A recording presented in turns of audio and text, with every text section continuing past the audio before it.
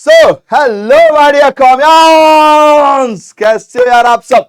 उम्मीद है कि सब होंगे झकास। तो इस उम्मीद के साथ शुरू करेंगे आज की क्लास। तो निको भी आए हो, क्या झकास आज लाए हो।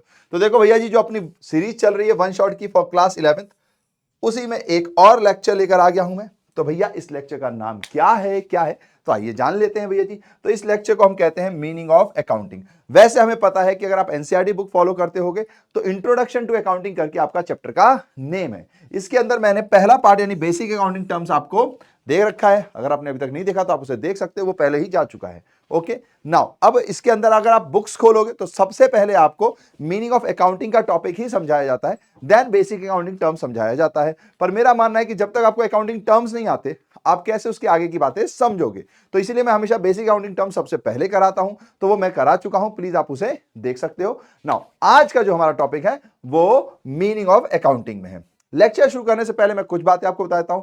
इस चैप्टर में क्या है कि मेरा ऐसा मानना है कि ये चैप्टर थ्योरी चैप्टर है, तो सबसे आखिरी में होना चाहिए, पर किताबों में सबसे पहले। तो हमें भी पढ़ाना पड़ता है क्योंकि लोगों के एग्जाम में भी आ रहा होता है। हाफ ईयरली में अगर पहला चैप्टर आ रहा हो तो उसमें भी आ रहा होता है। बट मैं फिर से आपसे कहूंगा कि प्लीज इसको सिर्फ समझिए, कोशिश कीजिए जितना आप रिटेन कर पाए। ये आपको ज्यादा अच्छे से समझ कब आता है जब हम financial statement without adjustment complete कर लेते हैं, सिंगल एंट्री सिस्टम कंप्लीट कर लेते हैं, फिर इसको पढ़ते हैं, तब ये ज्यादा अच्छे से समझ में आता है। हालांकि मेरी कोशिश रहेगी कि आपको मैं अच्छे से अच्छा बता सकूं, लेकिन एक होता है ना कि आप विजुअलाइज कर पाओगे चीजों को। तो विजुअलाइजेशन जो होता है, जो अपनी समझ एक क्रिएट होती है, वो हमेशा उसके बाद होती है। तो मेरी आपसे रिक्वेस्ट रहेगी कि अभी तो अपन शुरू ही कर रहे हैं, लेकिन जब एक बार आपका कोर्स कंप्लीट हो जाए ना, तब दोबारा इस चैप्टर को देखना, आपको और अच्छा समझ में आएगा। ठीक है जी। बाकी मैंने पिछले लेक्चर में कुछ होमवर्क दिया था, यानी कि मैंने कोशिश की है कि देखें कि बच्चे कितने आंसर दे रहे हैं, कितने नहीं दे रहे हैं। तो बहुत सारे बच्चे कमेंट करते हैं, लेकिन प्लीज मेरी रिक्वेस्ट है कि अगर आप लेक्चर सही में देख रहे हो तो भाई पूरा आंसर भी करो, क्योंकि आंसर बहुत जरूरी है, इससे आपकी ग्रोथ मिलेगी, है ना। बाकी आप सब लोगों ने बहुत ही सारा प्रोत्साहन दिया, उसके लिए बहुत बहुत शुक्रिया। नाउ तो अब स्टार्ट करें। तो भैया पिछला लेक्चर जो था बेसिक अकाउंटिंग टर्म, उसमें मैंने आपको होमवर्क में कुछ एमसीक्यूज दिए थे, पहले उसको कंप्लीट करते हैं, फिर आज का लेक्चर शुरू करेंगे। तो सबसे पहला सवाल था, अमाउंट रिसीव्ड और receivable against sale of goods is. तो भैया जी, अगर आपका अमाउंट रिसीव हो रहा है सेल ऑफ गुड्स में या होने वाला है, आपने सामान बेच दिया है, तो वो रेवेन्यू रिसिप्ट होता है। क्या होता है? Revenue receipt. तो इसका आंसर भैया जी ये वाला होगा। ओके जी, डन है भैया जी, ठीक है।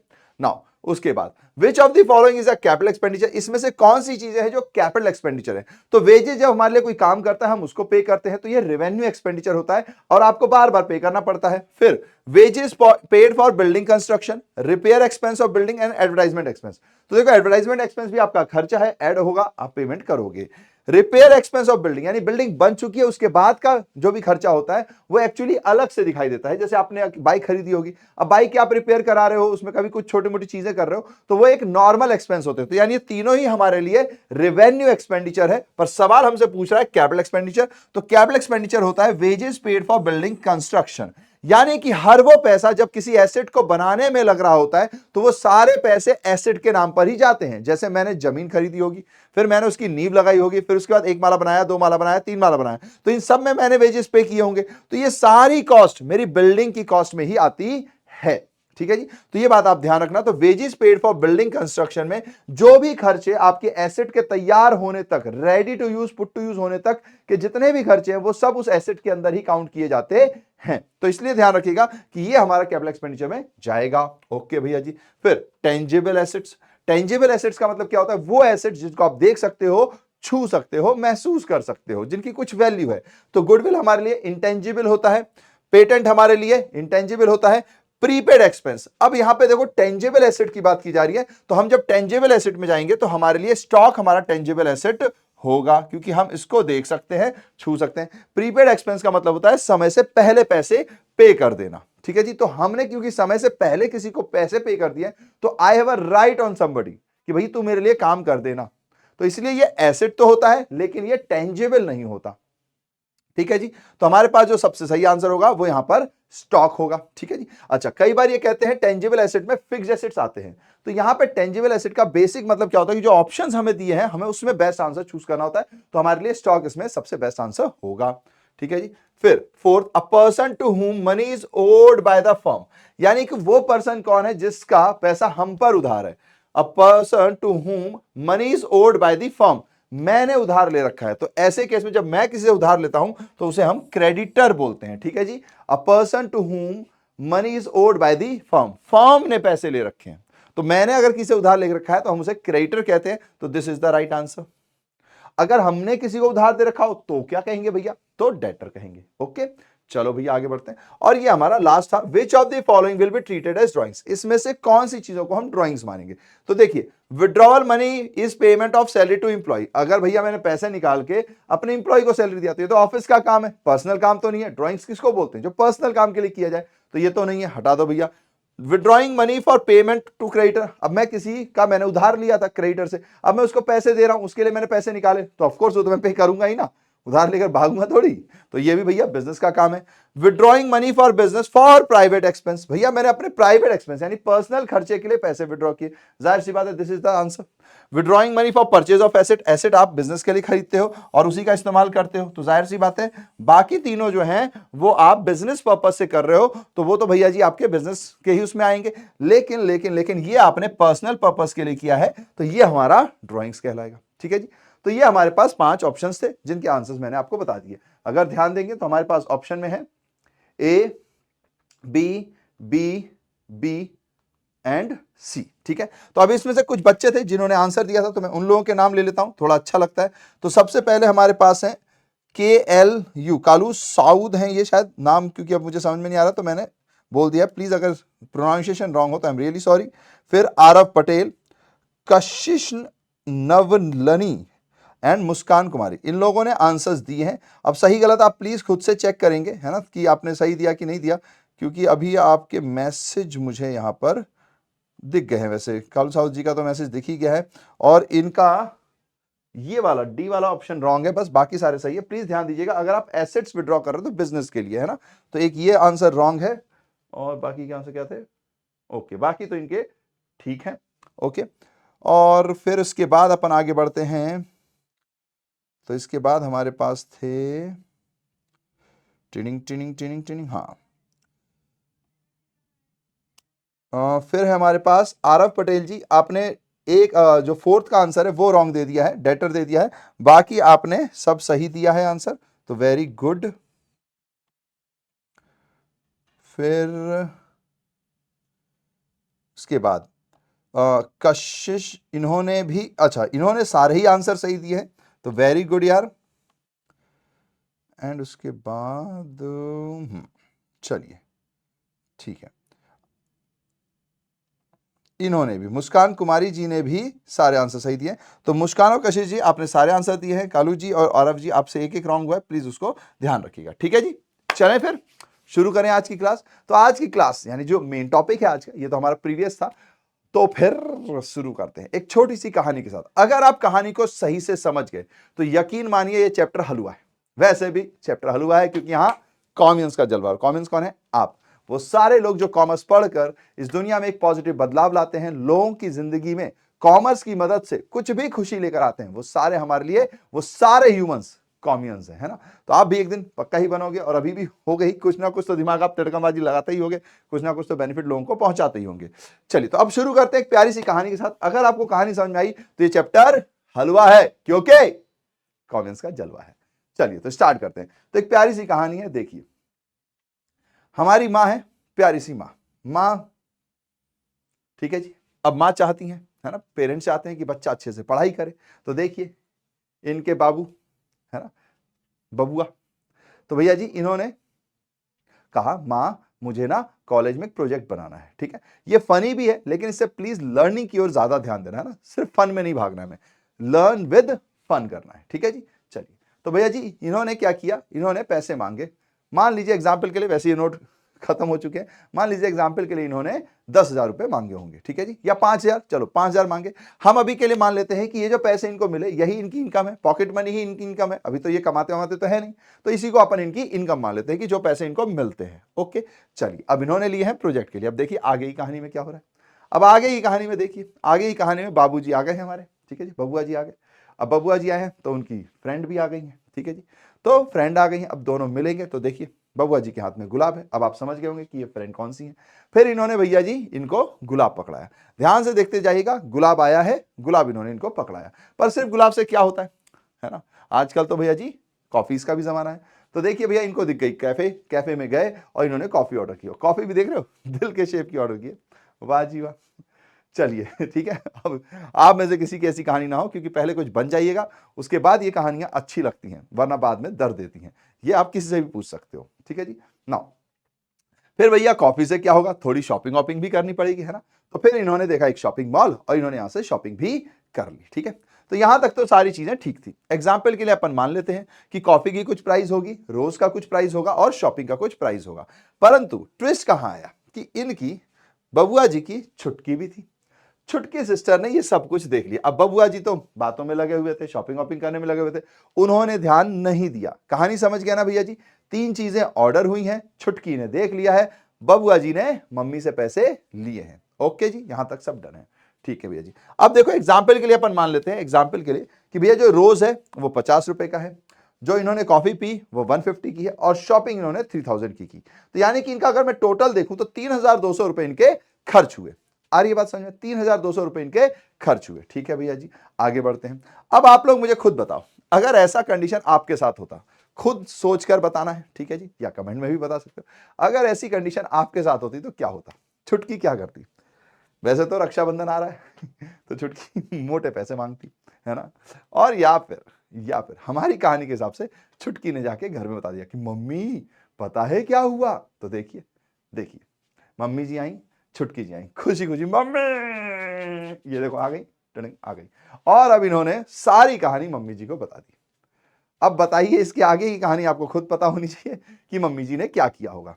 समझ गए आप मेरी बात कि मम्मी जी ने क्या किया होगा। ये आप अपने इमेजिन करके सोच सकते हैं। वैसे भी मैं मानता हूं कि कॉमियंस इंटेलो होते हैं, तो आप इंटेलो कॉमियंस हो तो आपको बात समझ में आ गई होगी। तो स्टोरी को एक बार फिर से रिवाइंड कर देते हैं। भैया जी पहले बबुआ जी आए, मम्मी से प्रोजेक्ट के नाम पर पैसे ले लिए, लेकिन हम सबको पता है कि उन्होंने प्रोजेक्ट के पैसे कहां खर्च किए हैं, जो कि नहीं करने चाहिए, बहुत ही गलत बात है।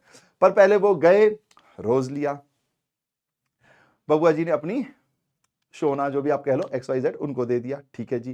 फिर दोनों कॉफी पीने गए, कॉफी 150 रुपए की है, गुलाब 50 रुपए का। एग्जाम्पल के लिए यही है ना, कहीं कम ज्यादा भी हो सकता है रेट।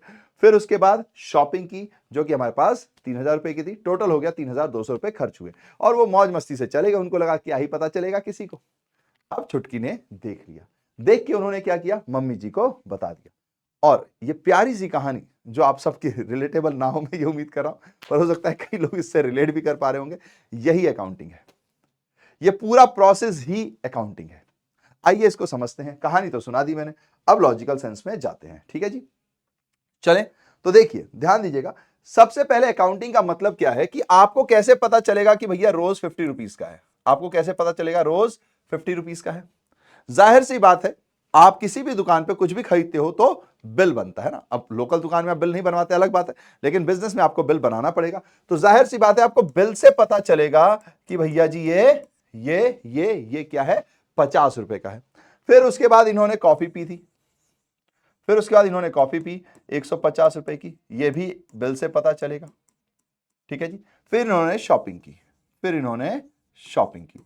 अभी तो क्या है कि छोटा सा एग्जाम्पल है, तो आपको लग रहा होगा कि छुटकी को याद हो जाएगा, है ना, छुटकी को याद हो जाएगा, है ना। लेकिन जब आप बिजनेस कर रहे होते हो, जब आप बिजनेस कर रहे होते हो तो ऐसे मैनी ट्रांजेक्शंस होंगे, है ना। अभी तो मैंने सिर्फ आपको एक इंसिडेंट बताया, ऐसे तो साल भर में 15-20 बार हुआ होगा। यानी बहुत सारे ट्रांजेक्शंस होते हैं, मैनी ट्रांजेक्शंस। तो आप मुझे बताइए कि क्या क्या क्या छुटकी को सारी बातें याद रहेंगी। अभी तो मैंने एग्जाम्पल है, क्योंकि मैं पूरा 10 बार ये नहीं करके दिखा सकता। आप इमेजिन कर लीजिए कि अगर ऐसा 10-12 बार हुआ होगा तो क्या छुटकी को याद रहेगा कि अरे भैया देखो ये कर रहे हैं, भैया देखो ये कर रहे हैं। कोई कह सकता है भैया छुटकी हर बार थोड़ी रहेगी। अरे एग्जाम्पल है, समझ के चलो, है ना, कि भैया छुटकी को हर बार रहना है। पर क्या छुटकी को हर बार ऐसा याद रहेगा अगर ऐसा 10 बार हुआ। क्योंकि रोज की प्राइस भी बदल सकती है, कॉफी की प्राइस भी बदल सकती है, शॉपिंग की वैल्यू भी तो बदल सकती है। तो यानी कि छुटकी को अगर ये सब कुछ ध्यान रखना है तो उसको क्या करना पड़ेगा, इन सभी ट्रांजेक्शन को राइट डाउन करना पड़ेगा। क्या करना पड़ेगा, राइट डाउन करना पड़ेगा, यानी कि लिख के रखना पड़ेगा। राइट डाउन करना मतलब लिख के रखना। पर अगर मान लीजिए रोज वो लेते और उसके कोई पैसे ही नहीं खर्च होते, तो यानी कि यहां पर आपको इस बिल के थ्रू पता चलता है कि किसके कितने रुपए हैं। और फिर आप अगर उसको लिख लेते हो, तो आपको ज्यादा दिन तक याद रहेगा। आ रही है बात समझ में? अब आप लिखोगे, ठीक है जी, पर जब आप मम्मी को बताने जाओगे तो कैसे बताओगे कि मम्मी रोज ऐसे ये इसका इसका इसका इसका, या मम्मी आपसे ये कहेंगी कि अरे छुटकी ये बता टोटल गुलाब पे कितने पैसे खर्च हुए। तो आपको क्या करना पड़ेगा, एक रोज करके हेडिंग बनानी पड़ेगी, फिर इसमें डे 1, डे 2, डे 3 ऐसे करके सब दिखाना पड़ेगा कि रोज भैया यहाँ पे मान लीजिए कुछ अमाउंट, यहाँ पे कुछ अमाउंट, यहाँ पे कुछ अमाउंट, है ना। हर दिन का आपको अमाउंट लिखना पड़ेगा, मतलब जब जब वो गए हैं जितने जितने पैसे।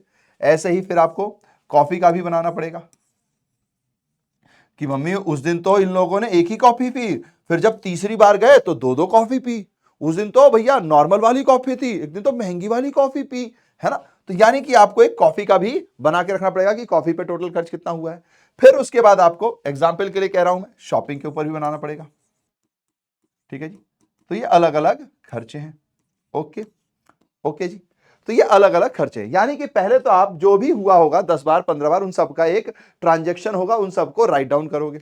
जब आप राइट डाउन कर लोगे तो फिर आप जब मम्मी को बताना चाहोगे तो मम्मी आपसे पूछेंगी ना कि भैया टोटल रोज पर कितना खर्चा हुआ, टोटल कितना खर्चा हुआ गुलाब के ऊपर, फिर टोटल खर्चा कितना हुआ इसके ऊपर, टोटल खर्चा कितना हुआ इसके ऊपर, यानी इसका अलग अलग भी मुझे बाइफरिकेशन रखना पड़ेगा। सिंपल सा पॉइंट है। फिर जाहिर सी बात है इसके बाद क्या होगा भैया, इसके बाद देखा जाएगा कि बबुआ हमसे 5,000 रुपए लेकर जाता है, कितना खर्चा किया, बाकी पैसा कहां है ना, बाकी पैसा कहां है। तो अगर मैं एग्जाम्पल के लिए ले लूं तो इसकी अपनी टोटल देखी हुई थी अपन ने, 3,200 हो रहा है इसका टोटल, इसका टोटल 3,200 हो रहा है। अभी क्योंकि हम मान के चलते हैं बबुआ के पास जो पॉकेट मनी है वो मम्मी से जो मिलता है पापा से जो मिलता है वही है, तो जाहिर सी बात है अगर मैं वैसे पूछूं कि भैया जी बबुआ को इनकम कितनी हुई, इनकम कितनी हुई, तो आप बता सकते हो कितनी हुई होगी इनकम। तो सिंपल सी बात है भैया जी, बबुआ को जो टोटल रिसीव्ड हुआ अमाउंट, टोटल जो अमाउंट रिसीव हुआ भैया वो 5,000 था।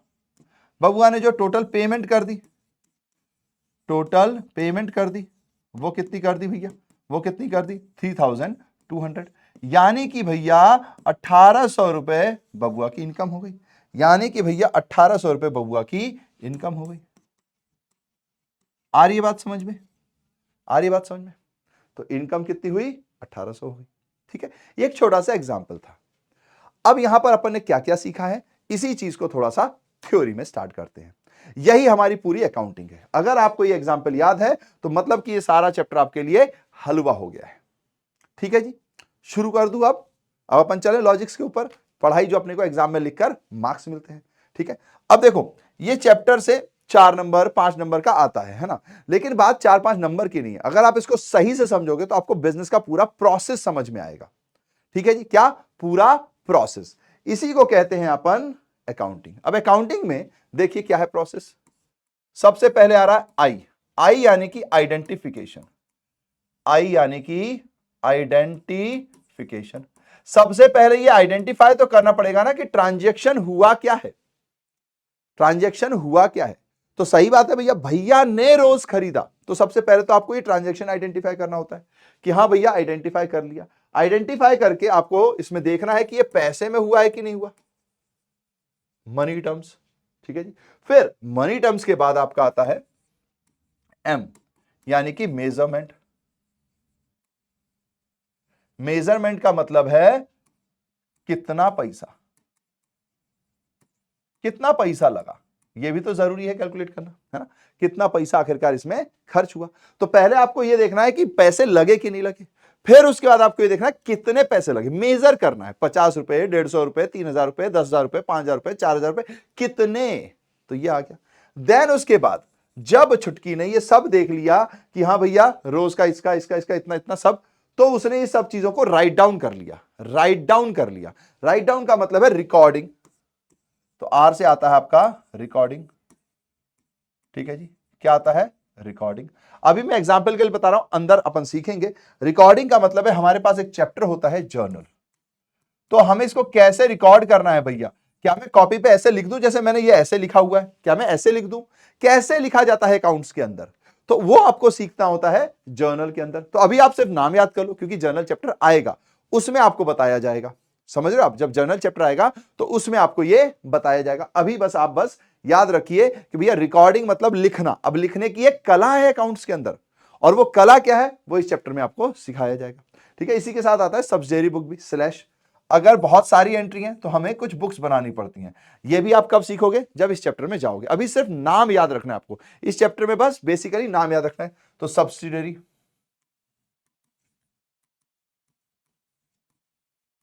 ठीक है जी, ओके। क्योंकि इस चैप्टर में ना आपको सारे चैप्टर दिखाई देंगे।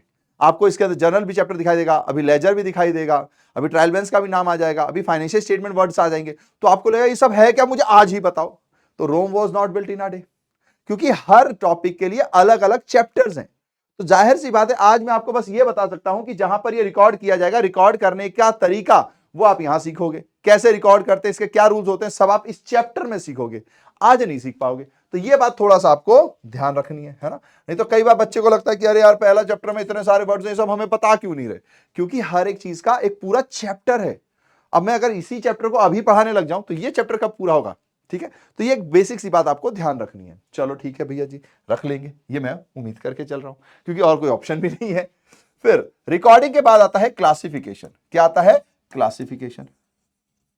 क्लासिफिकेशन का मतलब क्या हुआ भैया, क्लासिफिकेशन का मतलब है जब मैं रिकॉर्डिंग कर रहा हूं तो मैं रोज कॉफी शॉपिंग फिर बीच में कुछ कुछ कुछ कुछ कुछ लिख रहा हूं।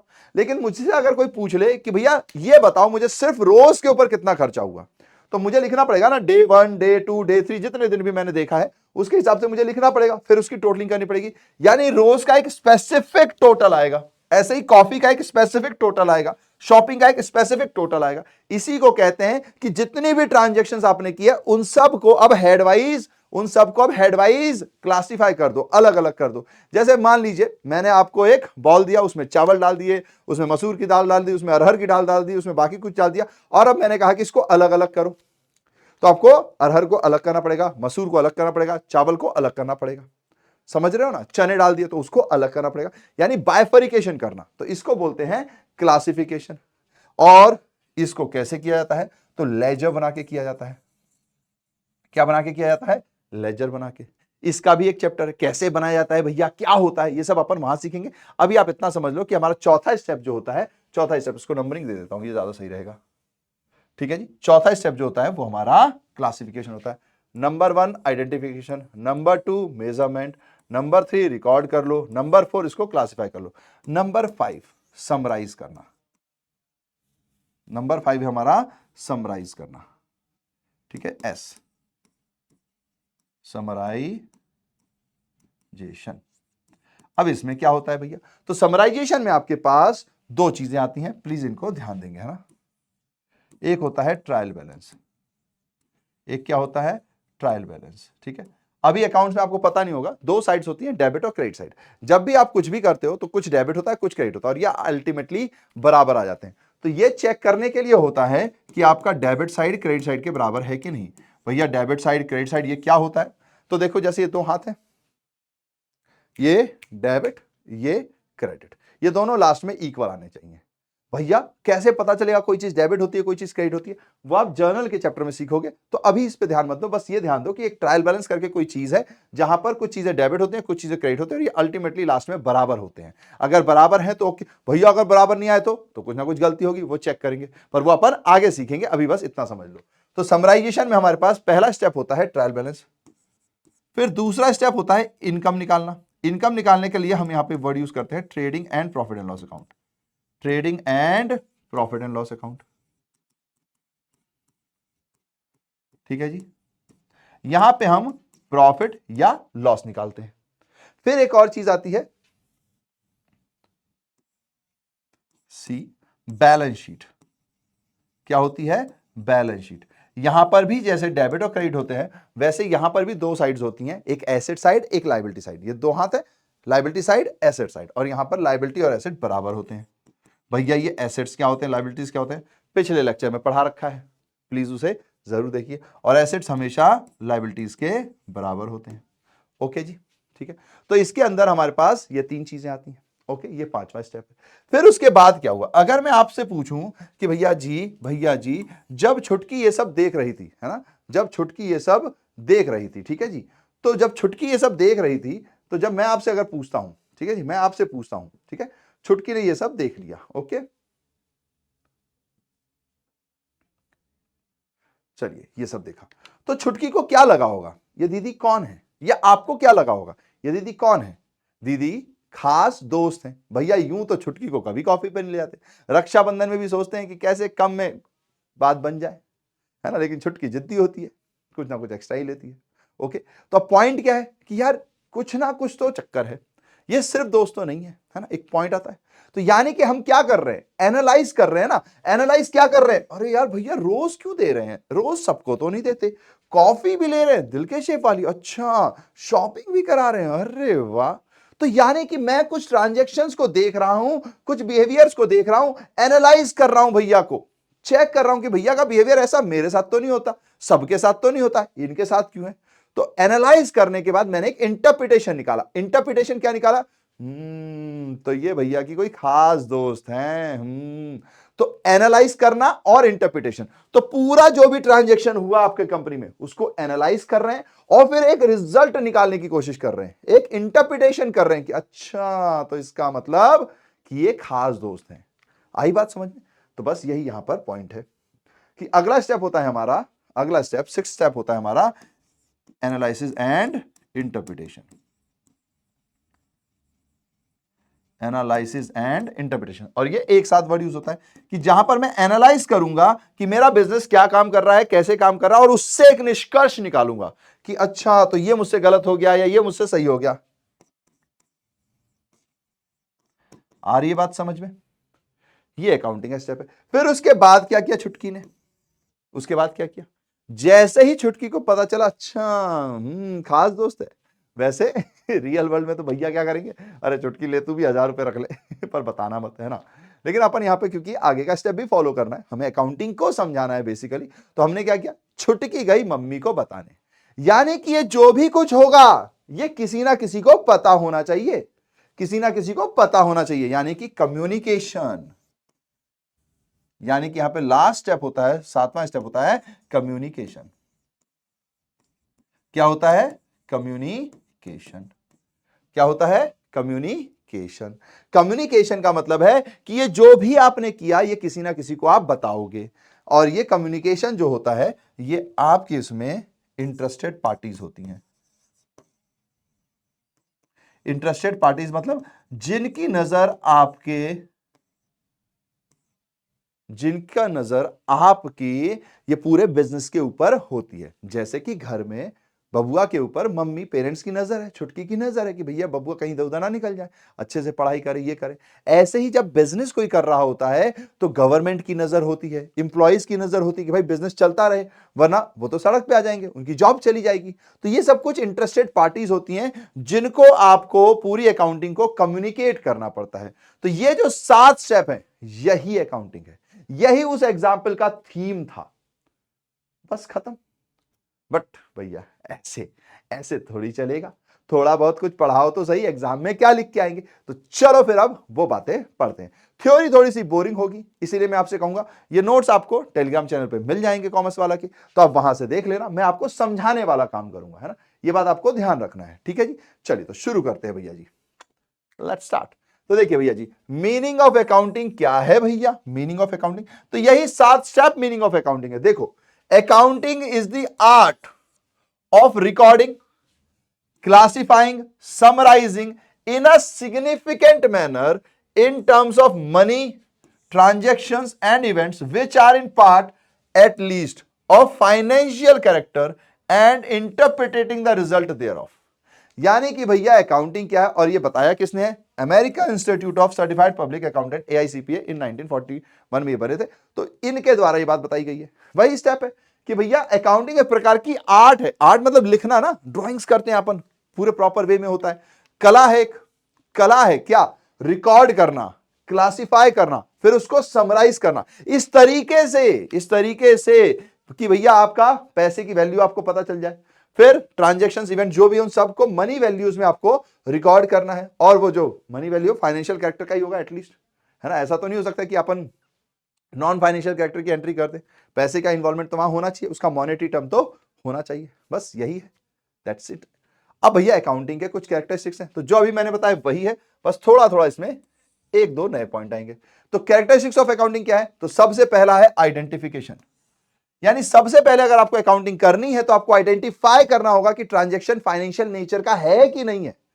क्यों भैया जी, अगर मान लीजिए कोई बिजनेस है, वहां पे इंप्लॉइज ने स्ट्राइक कर दी, अब स्ट्राइक करने की वजह से तो नुकसान होता है, बट आप उसकी क्या एंट्री करोगे? नहीं कर पाओगे ना। क्या पता भैया एक कंपनी थी, उसका मैनेजर था, मैनेजर लीव करके चला गया, उसकी वजह से कंपनी को नुकसान हो गया, लेकिन क्या उसकी कोई एंट्री कर पाएंगे? क्योंकि मैनेजर के लीव करने को हम कैलकुलेट नहीं कर सकते ना, हम उसको फाइनेंशियली नहीं लिख सकते। तो देखिए, इसीलिए भैया जब भी आप अकाउंटिंग करोगे तो सबसे पहला कैरेक्टर है आइडेंटिफिकेशन, और आपका ट्रांजैक्शन ट्रांजैक्शन मतलब जो भी आप कर रहे हो, है ना, परचेज सेल जो भी आप कर रहे हो, वो फाइनेंशियल इन नेचर होना चाहिए। ठीक है जी। जैसे मान लीजिए डिस्प्यूट हो गया, या कोई मैनेजरियल पॉलिसी आ गई, कोई डिस्प्यूट हो गया है बिटवीन प्रोडक्शन और सेल्स पर्सनल के बीच में, तो आप इसको कैसे लिख सकते हो? नहीं लिख सकते ना, ये तो इमोशन वाला पॉइंट आ गया। तो इसीलिए आपको सबसे पहले आइडेंटिफाई करना है। देन उसके बाद recording in terms of money, यानी मेजरिंग, यानी कि ऐसा नहीं है कि बस आपने देख लिया कि हाँ इसमें ट्रांजैक्शन हो रहा है, लेकिन उसकी मनी वैल्यू क्या है? आप ये तो समझ पा रहे हो फाइनेंशियल नेचर है, लेकिन कितना, ये आपको पता होना चाहिए। वैल्यू कि 50 का लिखें, 100 का लिखें, 1000 का लिखें, 5000 का लिखें, कितने की वैल्यू लिखें, तो वो भैया जी मेजरिंग है। ठीक है जी, ओके। यहां पे हम क्वांटिटी नहीं लिखेंगे कि हम 10 केजी खरीद के लाए, नहीं, 10 केजी कितने रुपए का, या 2 दर्जन केले खरीद के लाए, तो 2 दर्जन नहीं, कितने रुपए का। तो एक मेजरमेंट होना जरूरी है। ठीक है जी, और मेजरमेंट हमेशा पैसों का होगा। जैसे कि एग्जांपल के लिए, purchase of goods for ₹20,000, sale of goods to Ram for ₹15,000, तो मुझे पता है ना कि भाई मैंने 20,000 का सामान खरीदा है, राम को 15,000 का सामान बेचा है। अगर मैं ये कह दूं कि I sold 2 KG bananas to Ram, तो मैं इसकी क्या एंट्री करूंगा, है ना। तो मेजरिंग होना जरूरी है। ठीक है जी, क्योंकि हो सकता है कहीं केले 20 रुपए के होंगे, कहीं केले 50 रुपए के होंगे, कहीं 100 के भी हो सकते हैं, तो एक वैल्यू होना जरूरी है। ये 2 स्टेप्स थे अपने। तीसरा देखिए, रिकॉर्डिंग। रिकॉर्डिंग मतलब कि पहली बार जब किताब में आप किसी चीज को रिकॉर्ड करते हो, राइट डाउन करते हो, देखो राइट डाउन दिखाया था मैंने, राइट डाउन करना, ये पहली जगह जो होती है उसे जर्नल या सब्सिडरी बुक कहते हैं। और ये होता क्या है, ये सब हम नेक्स्ट मतलब जैसे जैसे चैप्टर आएंगे वैसे वैसे पढ़ेंगे। अभी बस आप इतना समझ लो कि भैया रिकॉर्डिंग करने की सबसे पहली प्लेस यही होती है।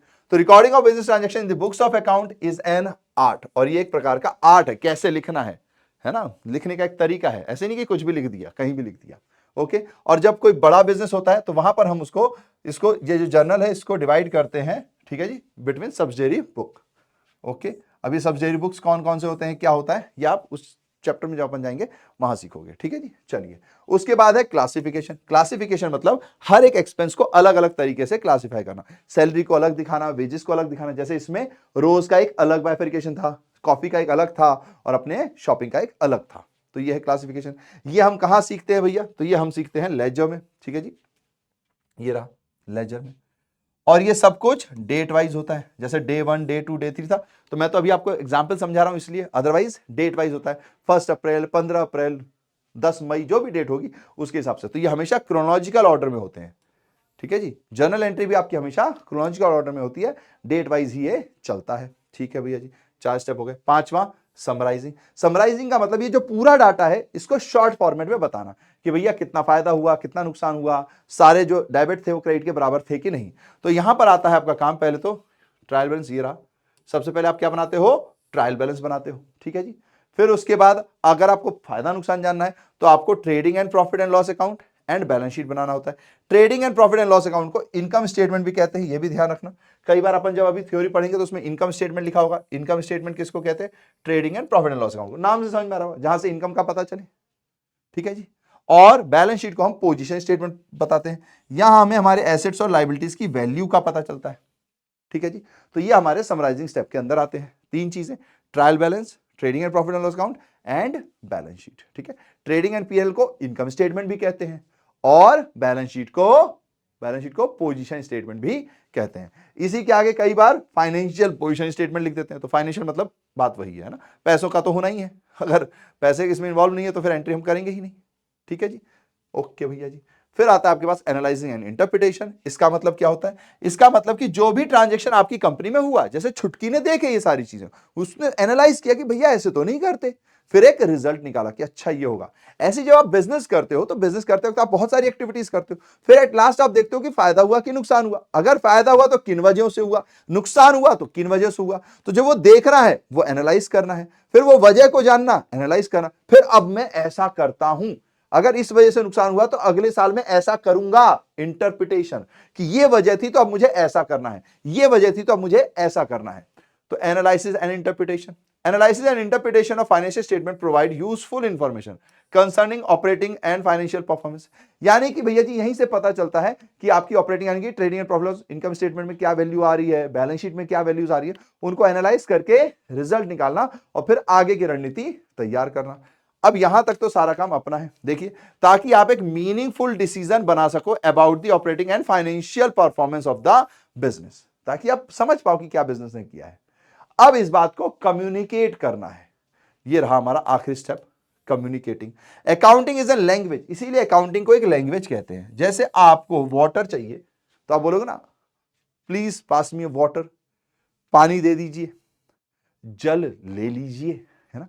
ऐसे ही जब आप एक बिजनेस देखते हो और किसी का प्रॉफिट आपको 10 लाख रुपए दिख रहा है, किसी का प्रॉफिट 1 लाख रुपए दिख रहा है, किसी का नेगेटिव दिख रहा है 50,000 रुपए, तो आप समझ रहे हो ना कि भाई ये कंपनी थोड़ा अच्छा काम करती होगी, अगर सबकी वैल्यू सेम है तो। वरना कई बार होता है कोई कंपनी बड़ी होती है तो उसके हिसाब से, पर अपन नॉर्मल एग्जांपल लेके चल रहे हैं, तो भाई 10 लाख वाला नहीं उसने अच्छा काम किया होगा, 1 लाख वाले ने थोड़ा अच्छा काम किया होगा, लॉस वाले ने तो कुछ ना कुछ गड़बड़ की होगी। समझ रहे हो मेरी बात? तो एक लैंग्वेज ही तो है कि मैं अकाउंटिंग देखकर किसी की बैलेंस शीट को, देखकर, किसी के प्रॉफिट एंड लॉस को देखकर बता सकता हूं कि इसने क्या काम किया है या ये किस तरीके की कंपनी है। समझ रहे हो? ऑफ कोर्स इसमें और भी लोचे होते हैं, लेकिन एक नॉर्मल एग्जांपल के लिए बता रहा हूं, है ना। तो बस यही पॉइंट है। तो अकाउंटिंग क्या एक प्रकार का लैंग्वेज है, इसीलिए ये चीजें बतानी चाहिए। जैसे इसमें प्रॉफिटेबिलिटी का आपको पता चलेगा, है ना, पोजीशन का आपको पता चलेगा, प्रॉफिटेबिलिटी पोजीशन, आपकी एफिशिएंसी कैसी है इसका पता चलता है। तो ये सब चीजें आपको किसी ना किसी वेरियस एंड यूजर्स को आपको बतानी भी तो पड़ेगी, वेरियस एंड यूजर्स को आपको बतानी भी तो पड़ेगी। ये वेरियस एंड यूजर्स कोई भी हो सकते हैं, फाइनेंशियल इंस्टीट्यूशंस हो सकते हैं, बैंकर्स हो सकते हैं, क्रेडिटर जिससे आप सामान उधार पे खरीद के लाए हो वो हो सकता है। क्योंकि भैया अगर आपकी कंपनी डूबने वाली होगी तो क्रेडिटर कहेगा भाई पहले मेरे पैसे लौटा दे, वरना कंपनी डूब गई तो मेरे तो पैसे डूब जाएंगे, है ना। आपके इंप्लॉइज हो सकते हैं, जैसे ही पता चलता है किसी को भाई कंपनी डूबने वाली है, वो दूसरी जगह जॉब देखने लग जाते हैं, है ना। तो इंप्लॉइज के लिए, ये सब लोगों के लिए, मैनेजमेंट के लिए, क्योंकि इनका तो मेन काम है, बिजनेस चलाना ही इनका मेन काम है, इनको तो हर एक्टिविटी पे ध्यान देना पड़ता है। तो इन सब तक ये इंफॉर्मेशन कम्युनिकेट करना मतलब फोन पे नहीं, पूरा डाटा बना के इन तक पहुंचाना, इनको दिखाना। या ये लोग, अब तो आजकल ऑनलाइन का जमाना है तो कंपनी अपनी वेबसाइट पे डाल देती है, लोग वहां से देख लेते हैं। आप चाहो, अगर आपको थोड़ा भी खोजी दिमाग है आपके अंदर, तो आप आज चाहो तो जिस भी कंपनी के आप डाटा देखना चाहो उसमें सर्च करना financial statement of digest company, जो कंपनी आपको पसंद है आएगा गूगल के अंदर। समझ रहे हो? तो इसी को कहते हैं कम्युनिकेट करना। ठीक है जी। अब कम्युनिकेशन के माध्यम अलग अलग हो सकते हैं, कोई मेल पे भेज देगा, कोई पूरी कॉपी ही भेज देगा, है ना, कोई वेबसाइट पे देख लेगा। ठीक है जी। चलिए, तो ये हमारे स्टेप्स थे। अब कुछ दो नए स्टेप्स हैं जो आपको ध्यान रखना है। अकाउंटिंग क्या है भैया? Accounting science as well as arts दोनों है। रिकॉर्डिंग करना एक कला है, लेकिन कैसे रिकॉर्ड करना, इसके रूल्स बनाना, ये क्या है? साइंस है। जैसे साइंस वाले कहते हैं every action has an equal and opposite reaction, third law है ये न्यूटन जी का। लेकिन यही बात आपको ध्यान रखनी है कि एज एन कॉमियंस हम कहते हैं every debit has an equal and opposite credit. ये हमारे यहां का डबल एंट्री सिस्टम का रूल है।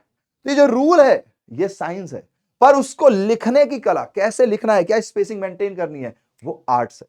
यानी कि अकाउंटिंग में दोनों पॉइंट इंक्लूड होते हैं। Accounting is science as well as art. ठीक है जी। क्योंकि knowledge is based on certain principles, कुछ प्रिंसिपल्स हैं, कुछ रूल्स हैं, तो ये तो साइंस में होता है, बिल्कुल सही है, but it is a science. Accounting is also art. It helps achieving the desired objective of the recording, classifying, summarizing and interpreting the financial transaction of a business. ठीक है। फिर उसके बाद प्रोवाइड सर्विस एक्टिविटी, ये एक प्रकार की service activity है। सर्विस एक्टिविटी कैसे होगी भैया? ये लोगों को सर्व ही तो कर रही है। अगर मैं क्रेडिटर हूं और मैंने किसी कंपनी को उधार दे रखा है, अगर उस कंपनी की हालत सही है, प्रॉफिट सही हो रहा है, वो समय पे पैसे चुकाती है, तो क्या मैं आगे उधार दूंगा? बिल्कुल दूंगा। अगर नहीं चुकाती तो क्या मैं आगे उधार दूंगा? नहीं दूंगा।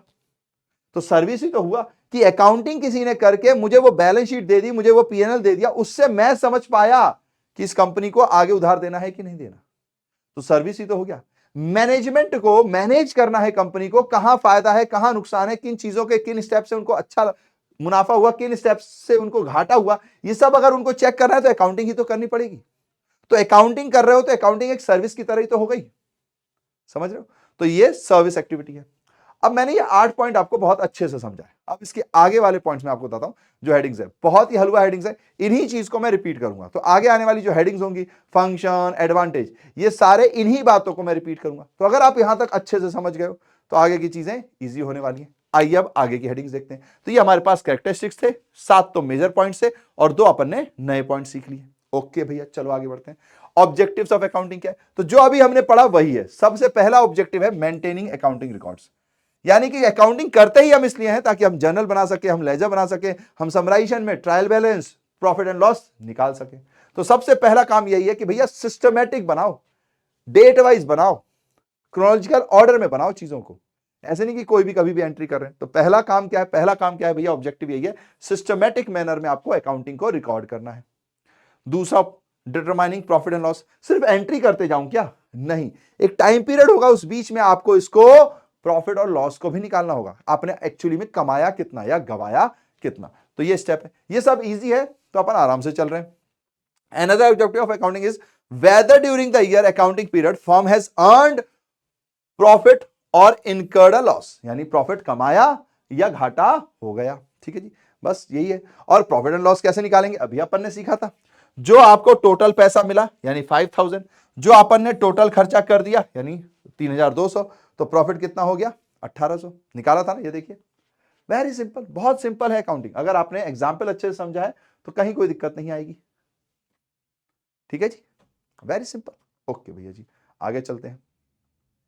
ये वाले टॉपिक्स अब आपको हो सकता है थोड़ा बोरिंग लगे क्योंकि कॉमन ऑब्जेक्टिव्स हैं। तो देखो, मैं एक यहां कर दे रहा हूं, 2 यहां कर दे रहा हूं, यही 5 चीजें सब में चिपका देना, आपके 4 हेडिंग्स कंप्लीट हो जाएंगी। देखिएगा ऑब्जेक्टिव्स में अगला, determining financial position. Financial position यानी कि बैलेंस शीट। बैलेंस शीट यानी कि इसमें देखना कि एसेट्स एंड लायबिलिटीज आपकी कितनी है। समझ रहे हो आप? समझ रहे हो आप? एसेट्स एंड लायबिलिटीज आपकी कितनी है। तो फाइनेंशियल पोजीशन चेक करना, ये भी किसका काम है? अकाउंटिंग का काम है। देखिए, another objective of accounting is to determine financial position. क्या फाइनेंशियल पोजीशन है? जैसे मैं किसी की बैलेंस शीट में बताऊं कि वो भैया 1 करोड़ की बैलेंस शीट है उसकी टोटल, किसी को बोलूं मैं 100 करोड़ की है, तो आपको पता चल रहा है ना कि किसका ज्यादा बड़ा बिजनेस है, किसके ज्यादा एक्सपेंशन है। समझ रहे हो आप? तो ये जानना भी जरूरी है, तो ये भी इसके ऑब्जेक्टिव्स में आता है। Then facilitating management. अकाउंटिंग आप कर तो रहे हो, फायदा भी निकाल रहे हो, पोजीशंस भी बता रहे हो, लेकिन क्यों? क्योंकि भैया मैनेजमेंट की मदद करनी है ताकि वो आगे के लिए भी तो रणनीति बनाए, जो भी प्रॉब्लम्स है उनको समझें, आगे के लिए डिसीजन ले सकें। तो management often requires financial information for decision making, effective control, budgeting कि भैया कब अब हम किस में खर्चा करें किस में नहीं करें, फॉरकास्टिंग कि भैया पिछले साल हमने ये स्टेप लिए, ये अच्छा हुआ तो आगे भी यही लेंगे, ये स्टेप लिए थे गड़बड़ हो गए तो यहां थोड़े चेंज करेंगे, फोरकास्ट करेंगे। तो ये हो गया भैया फैसिलिटिंग मैनेजमेंट। ओके भैया जी। फिर providing accounting information to users. जाहिर सी बात है, अकाउंटिंग का काम सिर्फ ये नहीं है कि कर लिया और खत्म, नहीं, इसको कम्युनिकेट करना पड़ेगा डिफरेंट यूजर्स को, क्रेडिटर्स को, डेटर्स को, खासकर जो आपको उधार दे रहे हैं उनको तो करना ही पड़ता है, आपके इंप्लॉइज को, ओनर्स को, इन सबको। तो ये हो गया हमारा 5th step. 6th, protecting business asset. Accounting करने से आपके एसेट्स बच जाते हैं। जैसे कि मान लीजिए आप बिजनेस में कंप्यूटर खरीदे जा रहे हो, आपने देखा होगा, कभी कभी न्यूज में सुना होगा अकाउंटेंट ने इतने पैसे का गमन कर दिया, ऐसे कर दिया, वैसे कर दिया। पर ये पता कैसे चलता है? अगर मैं अकाउंटिंग करूं ही नहीं, मुझे पता ही नहीं मेरी जेब में कितने रुपए हैं, इस एग्जांपल से आप रिलेट कर पाओगे। पता नहीं अभी आजकल के जमाने में होता है कि नहीं, हमारे जमाने में तो होता था, पापा जी जेब में पैसे रखते थे, उस टाइम पे पापा लोग ही कमाते थे, अब तो मम्मी लोग भी कमा लेती हैं, है ना। और मैं आप सबसे कहूंगा, हमारी फीमेल कॉम्युनिटी से, कि यार इस बारे में जरूर सोचिए। आपको अपना इंडिपेंडेंस रखना है, सिर्फ थॉट में इंडिपेंडेंस नहीं रखना, इंडिपेंडेंस आपको फाइनेंस में भी रखना है। ठीक है जी, क्योंकि आने वाला वक्त ऐसा ही है, आप खुद स्वावलंबी हो और आप में बहुत काबिलियत है, अभी तक आपको मौका नहीं मिला, अब आपको मौका मिलना शुरू हुए हैं, बहुत अपॉर्चुनिटीज हैं। तो always go for financial freedom. ठीक है जी। चलिए अब एग्जाम्पल पे वापस लौटते हैं। तो उस जमाने में पापा लोग ही कमाते थे, तो पापा लोग पैसे जेब में रख लेते थे, मम्मी लोग उसमें से 100-200 रुपए निकाल लेती थी, कई बार बच्चे भी निकाल लेते थे, पापा को पता ही नहीं चलता था। क्यों? क्योंकि उस टाइम कॉमर्स की इतनी लीड ही नहीं होती थी, लोग साइंस की ओर ही भागते थे। अब लोगों को समझ में आने लगा है। पर अगर पापा जी कॉपी में लिख के रखते कि आज मैंने इतने पैसे खर्च किए हैं, इतने कमाए थे, इतना मेरे पास जेब में होना चाहिए, तो क्या अगर कोई चुराता, चोरी तो तब भी हो सकती है, लेकिन क्या पापा को पता नहीं चल जाता? पता चल जाता ना। तो यही अकाउंटिंग का काम है, प्रोटेक्टिंग बिजनेस एसेट्स। जब आप अकाउंटिंग करते हो तो आपको पता है ना कि आपके पास इतने कंप्यूटर्स हैं, इस वैल्यू के हैं, इस साल को खरीदे गए थे, तो जब भी आपका मन करे आप चेक कर सकते हो। आपने अगर 50 बल्ब खरीदे, आपने कहां कहां लगाए हैं, तो 50 बल्ब खरीदे तो 50 बल्ब कहीं ना कहीं होने चाहिए। अगर फ्यूज हुए हैं तो कहीं दिखने तो चाहिए, हाँ भैया ये देखो फ्यूज बल्ब पड़े हुए हैं। तो यानी कि आपके एसेट्स बचे हुए रहते हैं, प्रोटेक्ट करता है अकाउंटिंग, क्योंकि आपको बता देता है। देखो चोरी तो तब भी हो सकती है, लेकिन आपको पता चल जाएगा, समझ रहे हो, फिर आप उस पर कार्रवाई कर पाओगे। ओके, तो ये इसका पॉइंट है। Accounting maintains records of asset owned by the business, जो जो एसेट्स उनके द्वारा ओन किए जा रहे हैं, which enables the management to protect them and exercise control. तो इससे वो बचे हुए रहते हैं। लोगों को भी डर रहता है, भाई मैनेजर ने लिख रखा है ना, मैनेजर ने लिख रखा है भाई इसके बिल बिल सब लगे हुए हैं, अगर कुछ गायब हुआ तो मेरे ऊपर जिम्मेदारी आएगी, क्योंकि मैं ही तो इसको संभाल रहा हूं। समझ रहे हो, ठीक है, चलिए आगे बढ़ते हैं। फंक्शंस ऑफ अकाउंटिंग, तो अभी अपन ने ऑब्जेक्टिव्स ऑफ अकाउंटिंग पढ़े, और देखिए 1 2 3 4, ये 4 पॉइंट तो कॉमन है, ठीक है जी। पांचवा ये और ये भी कॉमन है, ये आप हर जगह चिपका सकते हो। चाहे आपने अभी फंक्शंस की बात की, अभी तो अपन ने ऑब्जेक्टिव्स की बात की, अभी फंक्शंस में भी यही है, बस 2-4 इंग्लिश के वर्ड है, और इन हर हेडिंग्स में से एक ही सवाल आना है। तो ये 5-6 पॉइंट्स आप याद रखो, हर जगह चिपका दो, बहुत ईजी, जुगाड़ वाला गेम जो होता है वो भी है। तो देखिए फंक्शंस ऑफ अकाउंटिंग, सबसे पहला पॉइंट तो यही है, मेंटेनिंग सिस्टमैटिक अकाउंटिंग रिकॉर्ड्स। ये हम पढ़ चुके हैं कि अकाउंटिंग रिकॉर्ड्स को सिस्टमैटिकली मेंटेन करना है, ये इनका क्या है, फंक्शन है, यही इनका ऑब्जेक्टिव भी है, क्योंकि जब तक आप सिस्टमैटिक अकाउंट्स रिकॉर्ड नहीं करोगे आपको आगे के रिजल्ट्स नहीं पता चलेंगे। दूसरा, प्रिपरेशन ऑफ फाइनेंशियल स्टेटमेंट। अब इन्होंने क्या किया, फाइनेंशियल स्टेटमेंट, अच्छा ये चीज ध्यान रखना, ये जो दोनों चीजें होती हैं जो मैंने आपको बताई थी, ये यहां पे लिख देता हूं क्योंकि वहां पे थोड़ा सा तीनों बताई हुई है। ये ध्यान दीजिएगा इधर, ये जो इनकम स्टेटमेंट और फाइनेंशियल पोजीशन है, ठीक है जी, ये जो दोनों हैं, ये जो दोनों हैं, इन दोनों को जोड़ दिया जाए तो बोला जाता है फाइनेंशियल स्टेटमेंट। 11th में तो यही है, इसके आगे जाके इसके अंदर और भी चीजें आती हैं, तो आप धीरे धीरे सीखोगे। मैंने आपको बताया है कि जब हम फाइनेंशियल स्टेटमेंट तक जाएंगे तो मैं आपको बता दूंगा कि अभी तो इसमें दो ही, ये दोनों जो स्टेटमेंट्स हैं, है ना, trading and profit and loss account और हमारी बैलेंस शीट, इन दोनों को अगर मैं एक साथ जोड़ दूं, एक एक करके उंगलियां एक साथ जोड़ दूं तो मुट्ठी, तो वैसे ही ये इनकम स्टेटमेंट, ये पोजीशन स्टेटमेंट, दोनों को जोड़ दूं तो फाइनेंशियल स्टेटमेंट, ठीक है जी, फाइनेंशियल स्टेटमेंट। दोनों को जोड़ दूं मतलब प्लस नहीं, मतलब दोनों को अगर मैं एक साथ बोलना चाहूं तो मैं बोल सकता हूं फाइनेंशियल स्टेटमेंट, ठीक है। इसी के अंदर कैश फ्लो स्टेटमेंट भी आता है, नोट्स अकाउंट्स भी आते हैं, लेकिन वो अभी आपको 11th क्लास में अभी नहीं है, तो आप उसको छोड़ दीजिए, वो 12th क्लास में है। तो फाइनेंशियल स्टेटमेंट मतलब the statement which include income statement, position statement. Income यानी trading and profit and loss account, position statement यानी बैलेंस शीट, ठीक है। तो ये देखिए वही उन्होंने बोला हुआ है। तो देखो अगर आप ध्यान दोगे तो ऑब्जेक्टिव में आपको डिटरमाइनिंग पीएनएल और डिटरमाइनिंग फाइनेंशियल पोजीशन यानी बैलेंस शीट अलग अलग गिवन थे, इसमें इन्होंने दोनों को एक साथ रख दिया। प्रिपरेशन करना है, ये देखो प्रॉफिट एंड लॉस अकाउंट का, पोजीशन स्टेटमेंट यानी बैलेंस शीट का, ठीक है। बस सिंपल सिंपल है, अब तो कोई दिक्कत की बात नहीं है। मीटिंग लीगल रिक्वायरमेंट्स, ये आपके लिए नया है, ये आपके लिए नया है, इसको ध्यान से देखिएगा। क्या भैया ये अगर नया पॉइंट है तो इसी को मैं ऑब्जेक्टिव में भी लिख सकता था, लिखने के लिए लिख सकते हो, लेकिन बेसिक पॉइंट ये है कि कॉमन पॉइंट्स हैं, कॉमन लिख लो, जहां जहां वहां कर लो, एक्सप्लेन करना आपको आना चाहिए। मीटिंग लीगल रिक्वायरमेंट का मतलब क्या है, तो देखिए आपने कभी भी अगर कोई बिल खरीदा हो, कोई रेस्टोरेंट गए होंगे, कहीं भी गए होंगे, तो आप पेमेंट करते हो। मान लीजिए कोई चीज 100 रुपए की है, तो क्या आप 100 रुपए पे करते हो या उस पर टैक्स भी जमा होता है? जीएसटी तो जमा होता ही है ना, 5%, 12%, 18%, जो भी रेट चल रहा है। अगर 0% है तो भी वो लिख के आता है, यानी कि कुछ ना कुछ टैक्स कलेक्ट होता है, ठीक है जी। ऐसे ही अगर आप, पता नहीं आप में से कितने लोग फॉरेन गए, लेकिन अगर आप जाते हो तो वहां पे कस्टम ड्यूटीज भी लगती हैं, या फिर कोई इनकम कमाती है कंपनी तो उस पर भी इनकम टैक्स लगता है, यानी बहुत प्रकार के टैक्स लगते हैं। अब आपको कितना टैक्स पे करना है ये आपको कैसे पता चलेगा? जब आप प्रॉपर रिकॉर्ड मेंटेन करोगे ना। इसीलिए जब आप दुकान पर जाते हो किसी भी, तो वो लोग प्रॉपर बिल देते हैं आपको कि इसकी कॉस्ट इतनी थी, इस पे जीएसटी इतना लगा। क्यों? क्योंकि अगर ये रिकॉर्ड मेंटेन नहीं करेंगे तो उनको कैसे पता चलेगा कि उनको कितना जीएसटी गवर्नमेंट को पे करना है, कितना टैक्स गवर्नमेंट को पे करना है।